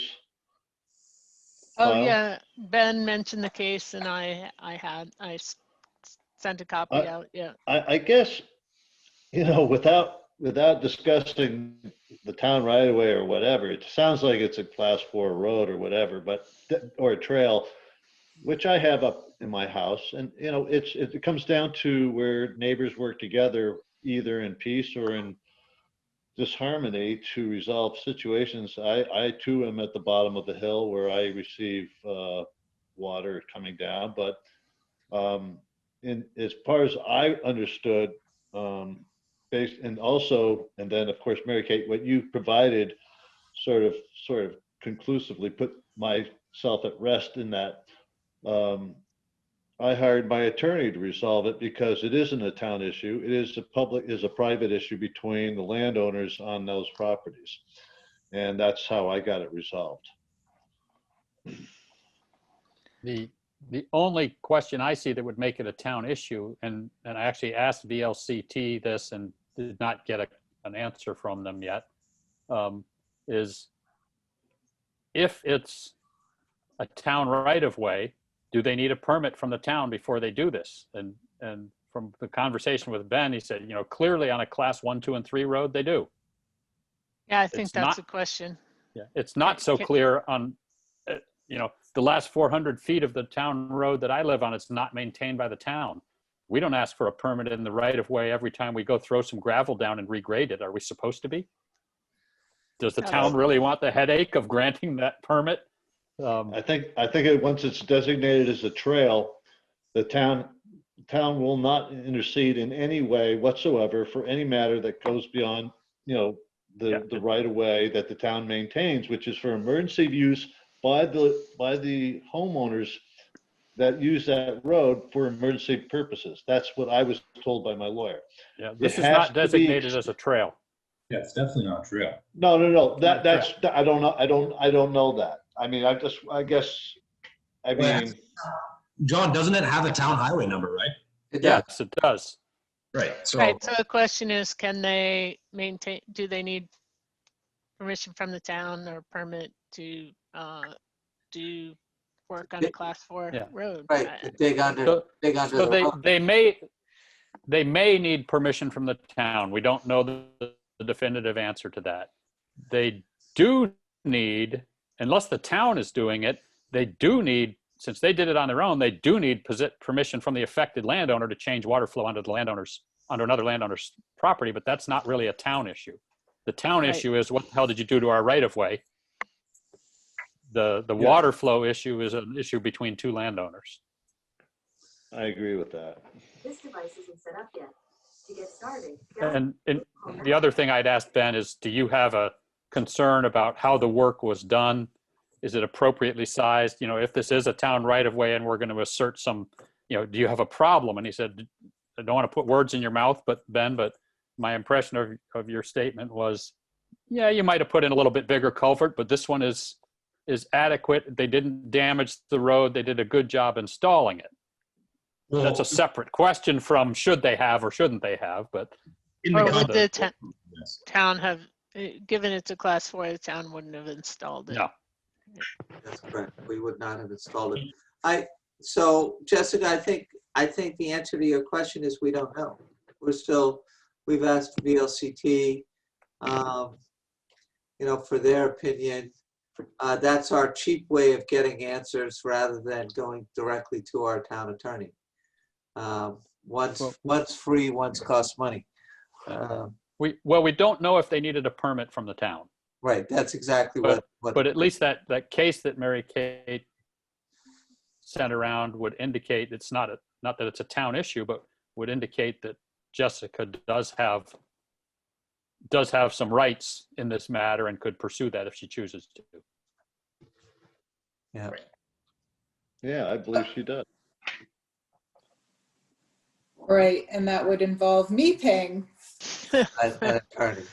Yeah. Well, Okay, can you guys tell me whether the right-of-way of a landowner from the center of the road is 10 feet, 1.5 rods, 30 feet?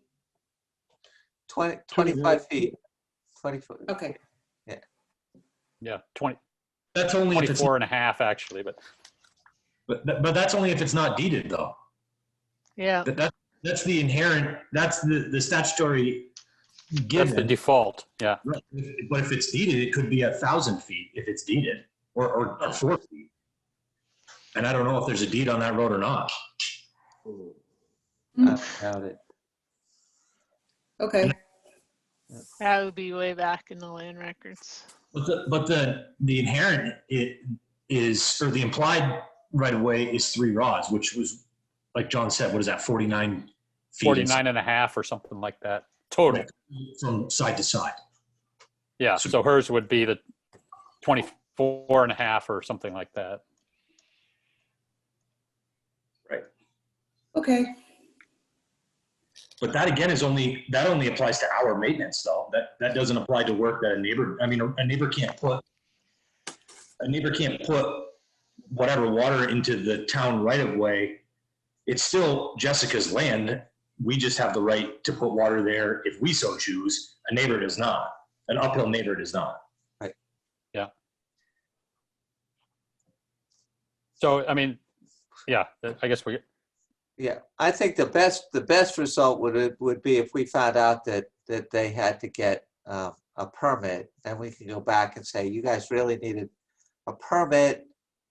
We think that the job is correctly done, but you should really do some work with in the town right of way to direct that water, you know, out of Jessica's land and sort of along the side of the road. I mean, that's. Yeah, I agree with that. Yeah, but that's really a between two landowners thing. I mean, we could make a statement of our opinion or something, but that's. Well, not the part of if they didn't get a permit and they need a permit. Yeah. No, they need a permit. Yeah, John, I went through that myself on my own property, and the select board came down here. I had everybody down here multiple times for very similar circumstances, and it is in fact something where it was permitted to the owner above me with very specific requests as to what they could and could not do. Yeah. Very similar circumstances. And the landowner above me had to oblige. And it's been a constant issue of whether or not this has been being maintained. But that's subject to the person who has has the problem to keep the town, keep the town aware of these circumstances. And thus, I think, if that's the case, then yes, the person above Jessica, if there was some permitting needed, that should be followed through and seen whether or not that is necessary. It happened to me. It happened to me. It should happen to everybody else in this community that, that has land. Yep. All right. So Jessica, I know that's not a complete answer, but it's at least a partial answer. Okay, thank you for your time. Yep, thank you. Sorry. MGRP issues. Ben, you say we have to do an additional agreement? We have to, amend our agreement. I don't understand why it's not explained in the correspondence that I have from but they're requiring an amendment, which is very simple, that I filled out and sent to Stephen. And we have to pay an additional $240 fee, permitting fee. Everything else we're in compliance with. That being the road erosion inventory we had completed and submitted, which was the other requirement. So yeah, again, we just have to submit this amendment form with the fee. Can I ask for the minutes what the heck MGRP is? It's actually MRGP. It's Municipal Roads General Permit. Okay. All right. Thank you. Municipal Roads General Permit. Okay. Yep. So this is not connected to some specific project we were doing. This is. No, this is remember we paid for we got a grant for the road erosion inventory. Yeah. Creek did it for us. So that there's several conditions that go along with that permit that we have to meet in order to stay in compliance.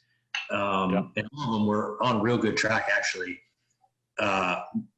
with the exception of for whatever reason we have to do this amendment, which again, I don't entirely know why, but that's what the state says. All right. Good. So is this something we need to vote on, or I'm not, or is it just you need a go ahead, or what?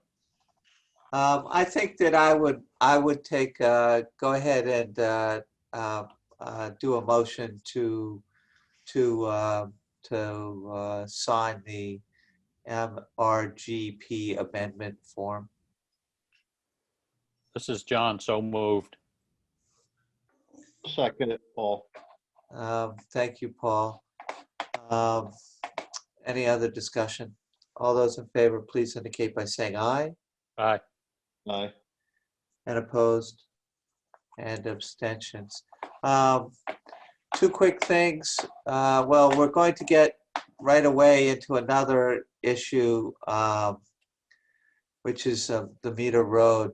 I think that you have two roads in Moncton that are kind of issues with the MRGP, I would guess, Bennett Road and Meter Road. Was that a fair assessment?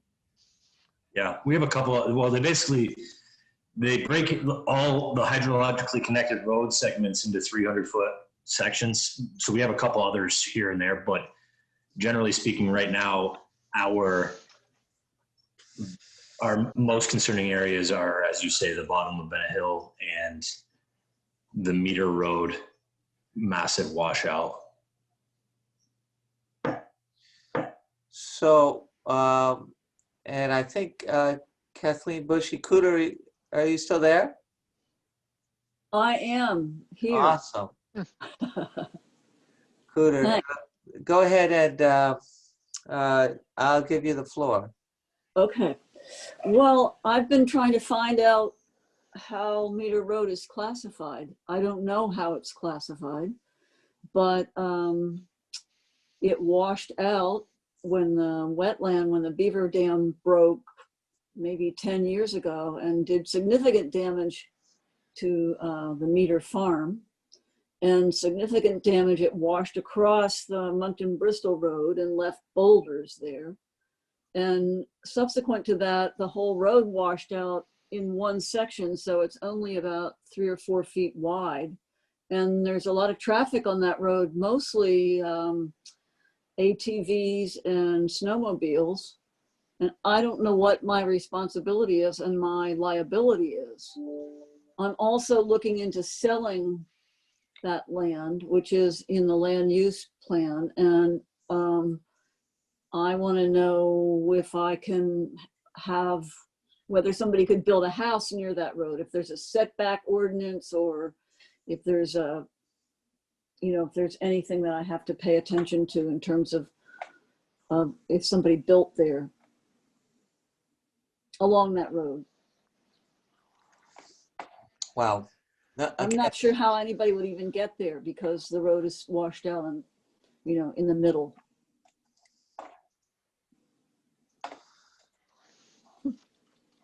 So the history of this whole wetland is that there's a town, I don't know who owned the grist mill. There's a grist mill on my land that washed out probably in the 1920s or 30s, but that was a pretty busy road. It was the main way to get up to this land, and there was nothing south of here. There was no Burrow Hill Road. It was all that Town Road 24. That's how you accessed. You came up from the Moncton Ridge side to get to my land, which was owned by, I don't know who it was owned by then, but it was, I suppose, the Meters. So there's quite a history in the road, and the beaver. I think that one of the people from Agency of Natural Resources thinks that the whole wetland was created probably as a mill pond to run the grist mill. But then the beaver moved in the 1980s and built a series of dams. And for a while that was pretty neat. Everybody came from near and far to watch. But then, it got, we had a big storm 10 years ago where we had more than 5 inches of rain in an hour. And one of the dams, the water overflowed over one of the berms and washed out significant damage downstream. So I need to get rid of the land. It's been a pain. And I've been digging holes in the berms to let the water out, and I've had the beaver trapped several times, but now I'm ready to let it go, the land go. So I need some information about liability and the classification of the road.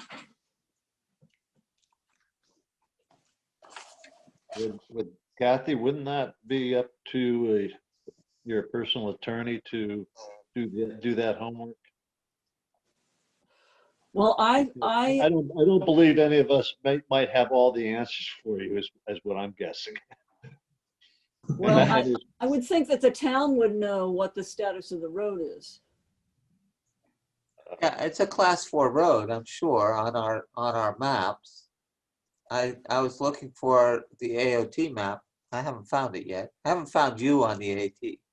Okay, what does a class 4 road mean? A class 4 road is a road that the town maintains public right of way, but is not responsible for maintaining. It used to be that the town was responsible for maintaining culverts and bridges, and that's no longer the case. So it's really like Stilson Lane, like Weizenback Road. It is basically a long private driveway.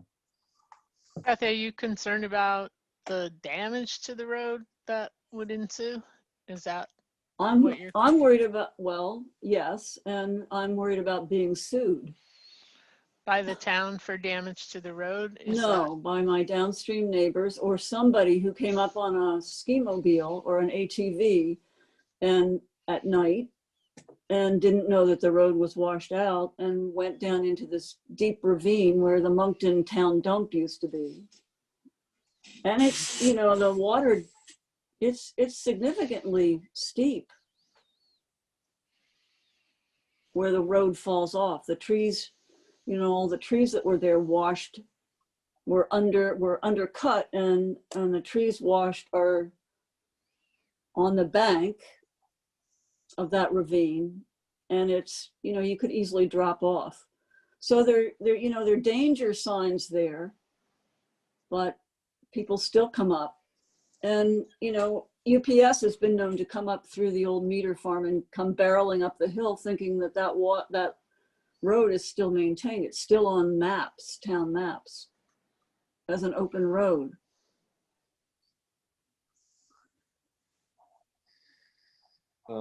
Steve, I have the most recent VTrans map on my screen right now. It was 2015 is the most recent one. Put it up. So let me, and you need to stop sharing in order for me to. Oh, sorry. Should I be muting? No, you're fine. Okay. So here's the map. The first thing I'm going to do is go into the legend down here. And the code on meter road, can you see my cursor when I do this? Yes. Yes. Yep. So unimproved or printed, that dashed double line. So if I go over to meter road, that's this one, Town Road 24. So the town does own a right of way. It's only traveled sort of on the west end. I'm not sure exactly how far in, but there's a few houses that have driveways off of that.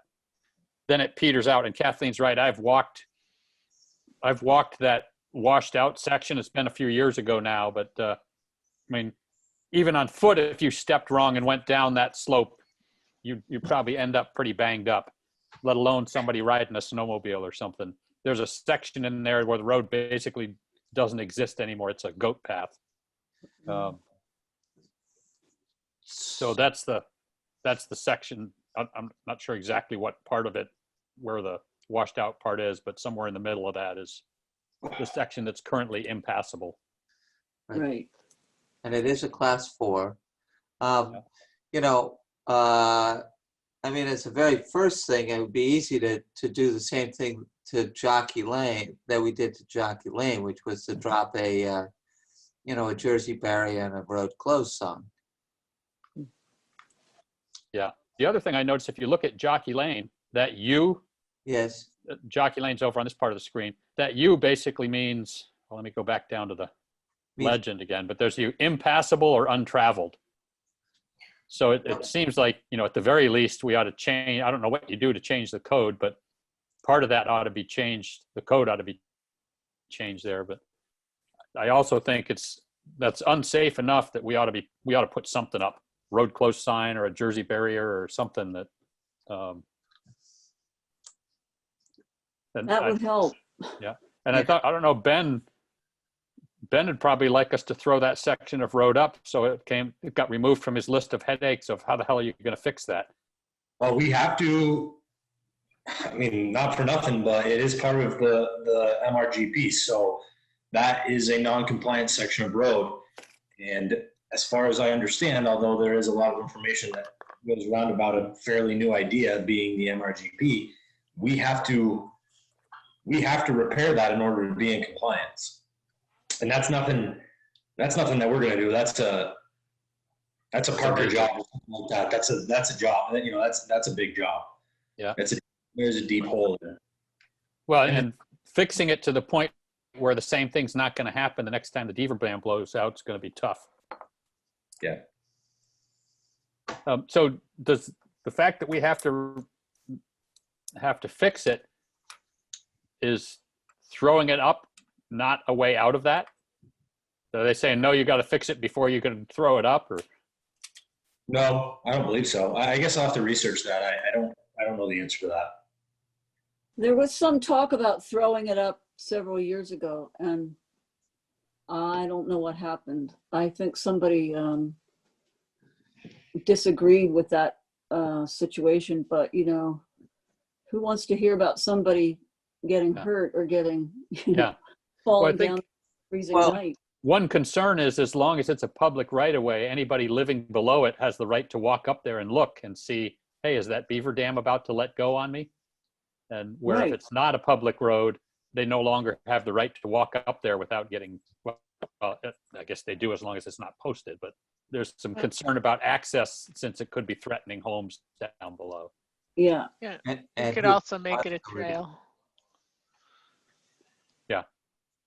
Which is physically what it is a trail. Yeah. Right. Yeah. Yeah, it's a really nice trail, but it should have a fence probably. Yeah. Well, very interesting. I know that the people in the meter farm at the bottom of the hill are always concerned about, you know, the state of that beaver dam and whose responsibility it is to make sure that that beaver dam doesn't let go and cause damage again. Well, you know, there's hardly any water left down there because it's been a dry summer. Yeah. And I've dug out several channels so that it drains. But I don't think I can break down any more dams. I don't have permission to do that unless Agency of Natural Resources, well, they're coming this week to look at it. So we'll see what they say. So it seems like in the short term, at least, we could do like what we did on Jockey Lane and just close the road and put barriers across. And, well, that would be helpful. And maybe we want to do something beyond that, like change the designation, but at least putting a barrier across would keep the UPS truck from ending up rolling down a ravine if he doesn't catch himself in time. So I think you have to do that from two different sides too. You have to come up the east side and the west side and do that. Yeah. So how far in from the west side is the road passable? You can go down as far as where there used to be a road across the beaver dam, and slightly below that, you know, maybe 100 paces is where it's washed out. Huh. Ben, have you been back in there? Yes, I went back there. What was it, last year, I believe. Yeah, you've been there with me. Yeah. You were really helpful. I got a different share I was going to throw up here. This is there's Meter Road right through here, and the names may be out of date because this was the names on here are very old, so I'm not sure who's, you know, which are right and which are wrong now. But there's a house right here that comes off it. Is this pretty much where it's no longer passable at this point? No, it goes beyond that corner lot. Yeah. See that where it says Schneider's? Go closer to over here. ECA. Yeah, that's where, if you go to the right there, that's where there's a logging road, and then it's just down from that, maybe. Yeah. Yeah. So somewhere in this stretch is where the blown out part is that we would need to block off. Yes. It's very visible because there's a triangular orange sign there before you get to the ravine on both sides. Yeah. Well, yeah, you can't miss it if you're walking it, but if you're flying along in a car, it could be a different story. Yeah. Or if you're drunk. You'd have to be pretty lost to go down that road. Just read in your Google map. I will try. That's what happens. Yeah. Right. No, I'm intrigued. I'm going to try and see if I can get map directions down through there and I've flown over that area, and yeah, there's certainly a reason for washout. The grade is incredibly steep at that point. Yeah, it's 200 feet from the wetland to the meter farm. Yeah. It must have been a heck of a grist mill. Okay, So well, I feel good if you would put up some kind of barrier. And, Go ahead. And as far as it being a class 4 road, does that come with restrictions in terms of setbacks if someone wanted to build on that road? My understanding is yes, because who's the lister that has that issue with an unmaintained class road? Yeah, I think mine was 50 feet, so I assume that would be the same. Yeah, I think you have to get a curb cut from us in the whole business, and you have the regular setbacks. Okay. And you said it's 50 feet? That was what it was back when I had to establish a building relative to the same class 4 road. So that's all I can tell you. It still is, I think. Okay. So are we considering, I mean, do we need to authorize blocking it, or do we site visit before we do that? Or can we just say, let's go ahead and put a barrier up? If Ben's willing to put a barrier up, we can just put a barrier up. Yeah, I'll do whatever. Okay. That'd be great. Do you have a type in mind, or do you want me to figure it out on my own, or? Well, apparently there's an orange sign out there, so. There's definitely a sign. Yep. I can put a Jersey barrier across it or something along those lines. I think we can get in there with that. Yeah. You can't get that. You can get in there with a small truck, but I would check it out because the culverts are washed out too. Some of the culverts are washed out. Okay.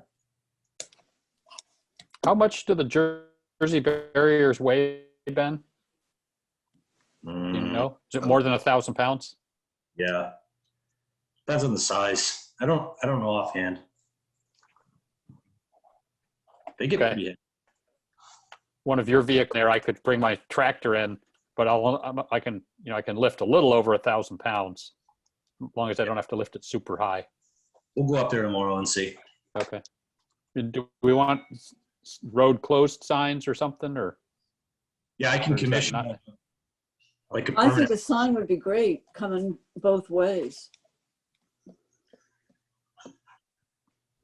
Yeah, we can have a nice metal sign made. They're not super expensive these days. So the place in Barry will do it for us. Well, the problem you'll have is with the folks at the meter farm. You'll have trouble on that west side, I think. But, well, if it's road closed or closed to motor vehicles or something like that, it's still a town right away, and they've still got the right to walk on it. Yep. Absolutely. Okay. Good. Thank you very much for your time and your consideration. You bet. Thank you. I don't think we answered all of your questions, but we have a few of them answered. Right. Well, the ones I wrote down, I think you've answered. Okay, great. Okay. All right. Thank you. So Ben, I have one more issue and then we'll let you go. You sent around to the select board the Bristol Road closeout that needs a signature? Yeah. Yeah. And I don't even really know that the select board has to vote on it or anything like that. We've already agreed to the work and what have you. So it's really a question of process. I'm happy to share my screen, I guess, and bring that up. Sure, we could do that. It's a big chunk of change. See if I can still do this. Gotta be smarter than the thing to use it, right? There we go. There we go. So this is this was the Bristol Road culvert. Right. And you know, Parker said, well, I was done with it in September 25th, and Brent at Otter Creek Engineering signed off on it the middle of October, and then Ben sent to the select board on October 27th, missing our last meeting, that he would like us to, you know, sign off on this so that then he can go and get, you know, A, Roger Park, he can get paid, and B, he can start with the state, you know, getting reimbursed through our grant. So the question is, did he need to come to the select board to do that? We'd already agreed to this payment.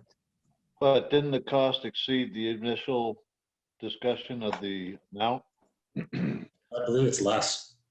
It was less? I believe. Yeah, no. No. Well, yeah, but I guess I read through this, but I thought maybe it's my mistake. I read a lot of documents tonight. Well, there's a dispute about material. There was some added fill and stuff. Yeah, they did some sort of like mediation or something, and they came to an agreed upon price, which was 166,000 something. Right. Yeah. Okay. Yeah. That was the total cost of the project? Well, that's the excavation portion. That doesn't include what we paid Otter Creek for their design and project management stuff. Right. Yeah. Like 171 or something, Ben? Yeah, it's something along those lines. I don't know the total figure.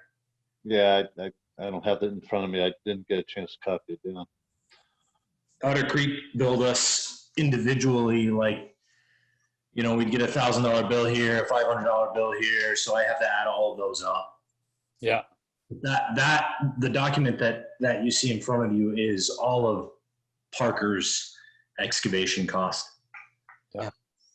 And so he, you know, he finished it in September. He'd like to get paid, and I'd like to sign this if. So Steve, do you need a motion to authorize you to sign, or? I think we already have that because Yeah, we've done it before. we ordered it. Yeah. Right. So I mean, I have no objection to you signing it. If you need a motion, I'm happy to make it, but. I have no objection. No objection. Okay. No Great. objection. No objection. So I'll sign it. I'll go in and sign it tomorrow morning. Okay. Awesome sauce. Ben, I think you can go home. You are home, but you don't have to listen to us anymore. You can turn off your computer. Did you want to talk about the Bennett Road thing, or do you want to save that? I think we'll save that. Okay. I mean, you're not going to do it this year, right? No. All right. Yeah. That'll be a fun one. All right. Thank you, Ben. Yeah, take care. Good night, everyone. Good night, Ben. Okay. Oh my goodness. All right, we got a unified planning document from the planning commission.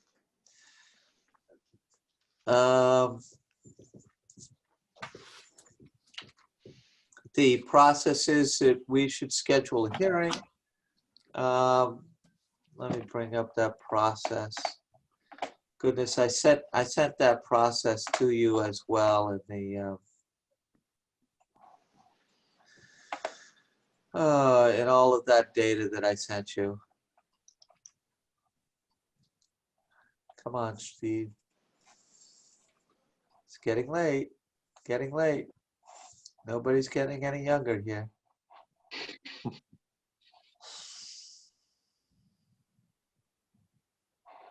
I said I sent that to them. Oh, I didn't put it in. Come on, I did too. UPD, there it is. This is a certification. This is really our roadmap. You know, they've been through, you know, sending it off to all the other towns and off to regional planning. Then they did their hearing and warned it in the Addison Independent, and now they've given it to the they've given it to us. So, Steve, I have a process question on this. They gave it to us with a list of suggested changes. Yep. Is there some reason they didn't just make the changes before giving it to us? I don't know the answer to that. They really should have changed it before they gave I didn't know if that meant they had to do another hearing or. No. Well, so the legislative body may change the proposed, let's see.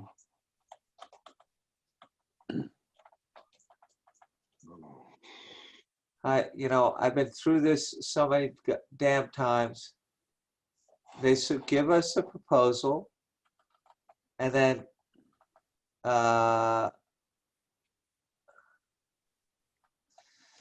so not less than 15 nor more than 120 days after they gave it to us, the legislative body shall hold one or more public hearings following 15 days of public notice. All hearings must be warned, blah, blah, blah. So, and we can make changes. You know, I have some formatting stuff that I'm going to work with their clerk to make it more of a robust document. But John, I don't even remember what they asked the changes that we. The only one that not that I have any objection to the change, but they talked about, we have no objection to changing everything to gender neutral pronouns. And like, my reaction on reading that, well, that's a hell of a dish. You want us to read through every page and change all the pronouns? I'm not doing that. No. And I forget, there were other ones that were more, I guess, more germane to zoning specific stuff. I can try to find that email if you want. No, that's all right. So what I'd really like to do is get a sense whether we want to make any changes, substantial changes, and B, and I'd really like to get a date on the calendar for when we'd like to hold our hearing. And here would be an easy way to do it. So we have 120 days from the date of the submission to make this work, correct? Is what I get, Steve? Well, it's less than that because if yes. Well, I know it's less than that, but I mean from the date, from October? They gave it to us in October 26th. Right. So we could schedule some time at our next meeting on November the 23rd to look at it and figure that we're going to have our final changes available at that time that we can and we would then approve, and our next select board meeting isn't until December 14th. It's a 3-week period. So that'll give us a chance to put the warning in the Addison Independent. That'll give us a chance to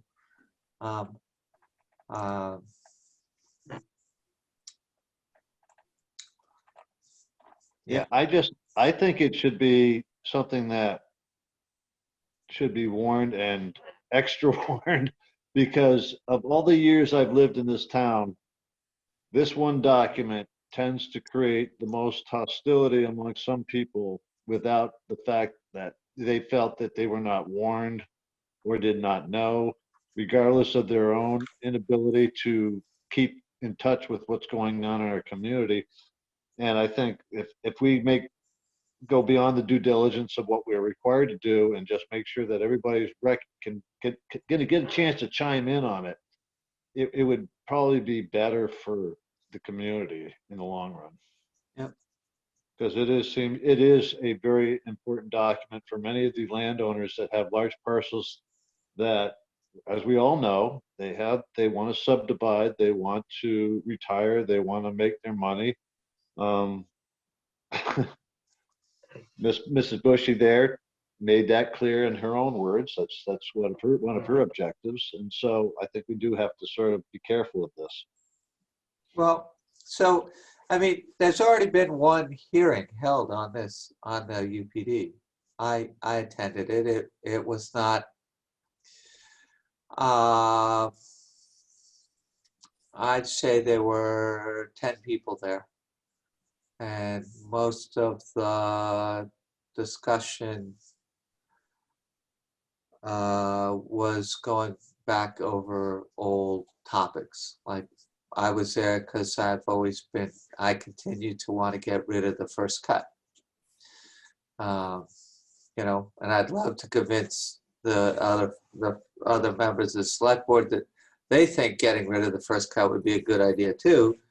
But I haven't been able to convince the planning commission, and I probably can't convince the select board either. Yeah. Okay. I understand. So I guess I'm not going to put anything on the calendar. I'll just, as possible dates, we could hold our hearing on December 14th or December 21st, if we want to stick to Mondays. Are we likely to need an extra meeting in December just to get the budget stuff done? I know some years we've thrown it in. We are. Maybe that was because a scheduled meeting fell too close to Christmas or something. But well, we also, it actually doesn't tend to happen in December. It's more likely to happen in January when we're really crunched on the budget. That's what I remember. But we have between November 23rd and December 3rd, December 14th is a 3-week, one of our 3-week jobs. Okay. Have any of you had a chance to look at the UPD? I'm not sure. It's pretty late tonight. I'm not sure I'm willing to really get into it, but I'm on that. Yeah, I'm on my second time reading it. Okay. And do you want to, actually what would be really great is if you could just share your thoughts. John, I think this is okay. If he wants to share his thoughts on the UPD with the board,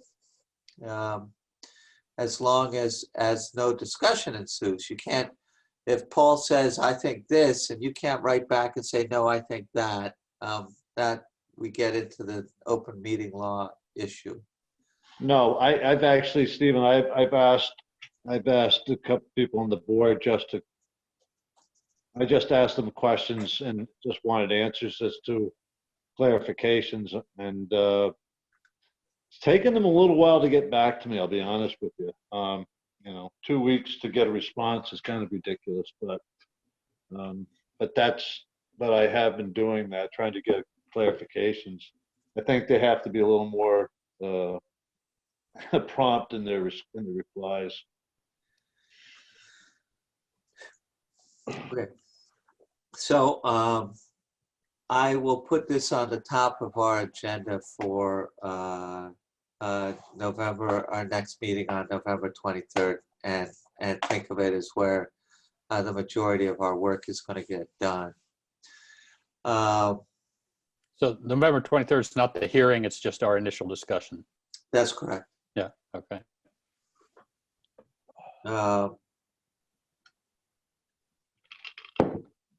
I don't know why I got the Moncton Community Dog Park. I don't know why I originally put it on the agenda, but I think it's worth talking about, only because I think, so the Moncton Community Dog Park group has generated like something on the order of $10,000. Paul is in the process of building the dog park. I believe that the dog park committee, dog park group, is going to fall under the heading of the recreation committee. So I think that works pretty well. I don't know if there are any other issues there. Are you sure about that? I am. It felt that way the last time I was party to the rec committee. Okay, I don't think they share that they don't share the same thing that you do. Well, let's see how it goes. All right. I mean, the other possibility, and just is that we could, we could make the dog park committee a town committee. I'll also tell you that right now they are operating as a 501c3, using the Moncton Community Coffee House. There's a Moncton Community Coffee House, DBA, Moncton Community Dog Park. As treasurer of the Moncton Community Coffee House, I'll tell you that we are charging them a 3% finance fee for that privilege. And you have to do that. You have to make them distinct. If they were operating through the town, they wouldn't have to, people could make their donations directly to the town if the town wouldn't take a 3% cut. Anyway. I totally agree with you on all these accounts. I have to explain to you, as being part of the rec committee, it is not a shared belief. That's just making it up, just making it not public knowledge that there's a lot of concerns on their part, and my part is being a part of it. It's sort of a I don't understand it and never did, but it is what. And my point is that being part of that and everything that I do in the community is to maintain harmony. And some people just have a certain viewpoint of the way things should be done, and it's actually been a very difficult time for me to deal with it, because I believe in all of this, but it's not shared with a lot of other people. So I think it has to be done carefully and gently, so that we don't lose these great volunteers that have their own opinions of certain things that may not necessarily agree with ours. In any event, we should just take our time and make it and work it in. Just work it in slowly. Okay. All right, we'll see how that goes. Yeah. The North Pond Road reclassification. Again, we haven't heard, I keep leaving a spot here if there's people who want to talk to us about it. It seems to me that our walkthrough is on Sunday. Our site visit, Sunday at 10 o'clock. I don't have the warning in front of me. And then Are we all supposed to be there, or is this as many as you want to be? Okay. Yeah. So this is it's a warned meeting, so we don't have to worry about not having a quorum or something. No. And then we're going to have an information meeting starting at 6:30 on the 16th. Will be our information meeting, and a hearing at 7 o'clock. I really, and we have not. I don't think the board has agreed. I know it's late, and I'm trying to get through here. I don't know that we've really agreed whether you know, are we going to do the plowing until Ken's dead and this, that, and the other thing? Or as long as Ken is alive is a much better way to put that. We are going to put in a temporary culvert, and we are going to replace that culvert with a final culvert. And we know that we're going to do that.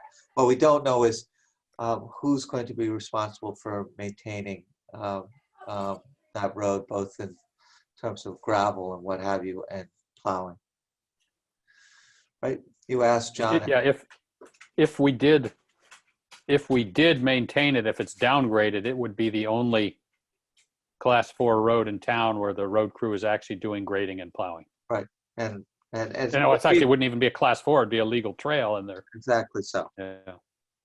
So, okay. So Steve, can you say those dates again? And by the way, they're not up on the town calendar. They're not up on the town calendar. You are correct. The 15th, so this Sunday at 10 is the site visit, and then that's the next two that I missed. It says that the next day, Monday, the 16th, 6:30 for the information, and 7 for the hearing. You know, what we did was we sent out certified mail to all the abutters. Yeah, I just got to make sure I got it all in my calendar. Okay. Oh, I need to go. We need a quick executive session because I need to give you guys. I need to make sure that I just need to get you up to date on a personnel issue. New town offices and library status. I don't have much to update at the moment. Somebody suggested anyway. I think There's a roof. What? We do have. There's a roof. We do have a roof. We don't have the top of the vault is not there yet, but we have a roof. Great. I don't think I have anything on the emergency management. Infringement on the ROW on Jockey Lane, Don? Paul and I did a site visit and met the surveyor there. He has set pins and marked, you know, each side of the right of way in the contested area. From a conversation with John Barrows prior to it, that's the complainant for those who don't remember. You know, he was grumbling a little about, well, I think one of them's off, and he said, but I'm not gonna gripe about it. And I said, that's probably good, because it's a whole lot better for us to be able to say we're accepting the surveyor's entire work rather than saying we're going to move this one, because then that opens it up to somebody else to argue you should move this one here or whatever. But so I guess the question, and maybe Paul has other stuff, but the question I have is, you know, I don't know how you make that survey officially part of the town record on roads. I mean, what do you do with it now that you have it? There are pins set and everything. You just give it to the town clerk and she files it, or? I think you could file it as a Mylar, sure. Yeah, it should be filed. It should be filed as Mylar with the town for sure, because that just takes one more, you know, little tidbit of uncertainty out of this community of, you know, I of all the times we've been on this board, we spend half our time on these roads that are just unqualified as far as what the status is. So I think what this gentleman did, what Tim did for us on this on Jockey Lane, if it's qualified and put in on the records, it takes care of two people right there, John Barrows and the adjacent homeowner, to keep them at bay. Well, in your dreams. So the only next. I know John Barrows. I know John. He's a good friend of mine, and I understand, but needless to say, it still helps. Yeah, it does. I think he's happy to have it defined. The thing that might create a little bit of a flap down the road, as he has talked about, he owns his driveway is one of the last ones. His and the one across the street are the two last driveways currently. he has talked about extending down Jockey Lane a little bit to make a driveway into the back lot where he's going to build his daughter a house. To do that, you know, if he went right down the middle of the right of way, it would mean undoing some of the illegal work that the neighbor has done to kind of encroach upon the roadway. And when that happens, you know, right now it's just a pin in the other guy's yard. When you start taking a bulldozer to put a road and carve out a little bit of the edge of what this guy has built up over the years, that may bring somebody out of the woodwork and getting more active. But Yep, but as my understanding was that the town attorney was going to send a letter. yeah. Okay. I have not spoken to him about this. I'd heard that from you, that he was going to send like a cease and desist letter or something. Or Yep. But do you want me to talk to the town attorney and say go ahead and send it, or Yeah. are you going to do that? Yep. Okay. No, I'll contact him. Yeah, just write him an email. Say Yeah. that you know that 2 members of the it's been surveyed and 2 members of the board did a site visit, and that the budding landowner is happy with the survey pins. Done. And it should be noted that the surveyor explained that the homeowner who's been subjecting the roads to his own advantage was very, very nice to the surveyor in allowing them to go on the property to make the stakes, and they were very acceptable to it. So I think they are aware that they are probably now being caught up in something that they probably thought that was not a problem before, but now realize that they might have a liability. Yeah. And they've also cleaned up, that road was completely full of junk. And from the start of this process up to now, you wouldn't recognize it. It's all cleaned up. You could actually drive a car down it now if you wanted to. There's no way you couldn't even walk down it before. There you go. Yeah. Well done is what I have to say about that. And did they mark the pins at right away or travel portion of the road? He put them at the edge of the right of way. Okay. On both sides. Okay. Good. Lovely. Lovely. All right. Well done. That's really what the story is there. That's great. Salvage yards in Moncton, they get worse and worse. It does seem like they're growing. Oh my goodness. Then it snows and it's like, oh my goodness, now you can't get them out if you had to. All right. And the rest, the cloud storage is really an issue, but we'll get there. All right. Time and date of our next meeting? 23rd. 23rd it is. Great. Our next regularly scheduled meeting is November 23rd. Yeah, and then we have our site visit. And a hearing. This Sunday, yeah. Yeah. Okay, very good. I would entertain a motion to adjourn here at 10:04. Oh my goodness. It's been a long time since we've gone this late. Yeah. I move to adjourn this meeting for November 9th. Yeah, all those in favor? Aye. Aye. All right, we are adjourned. Thank you very much. Betsy, I'm sorry to keep you so late.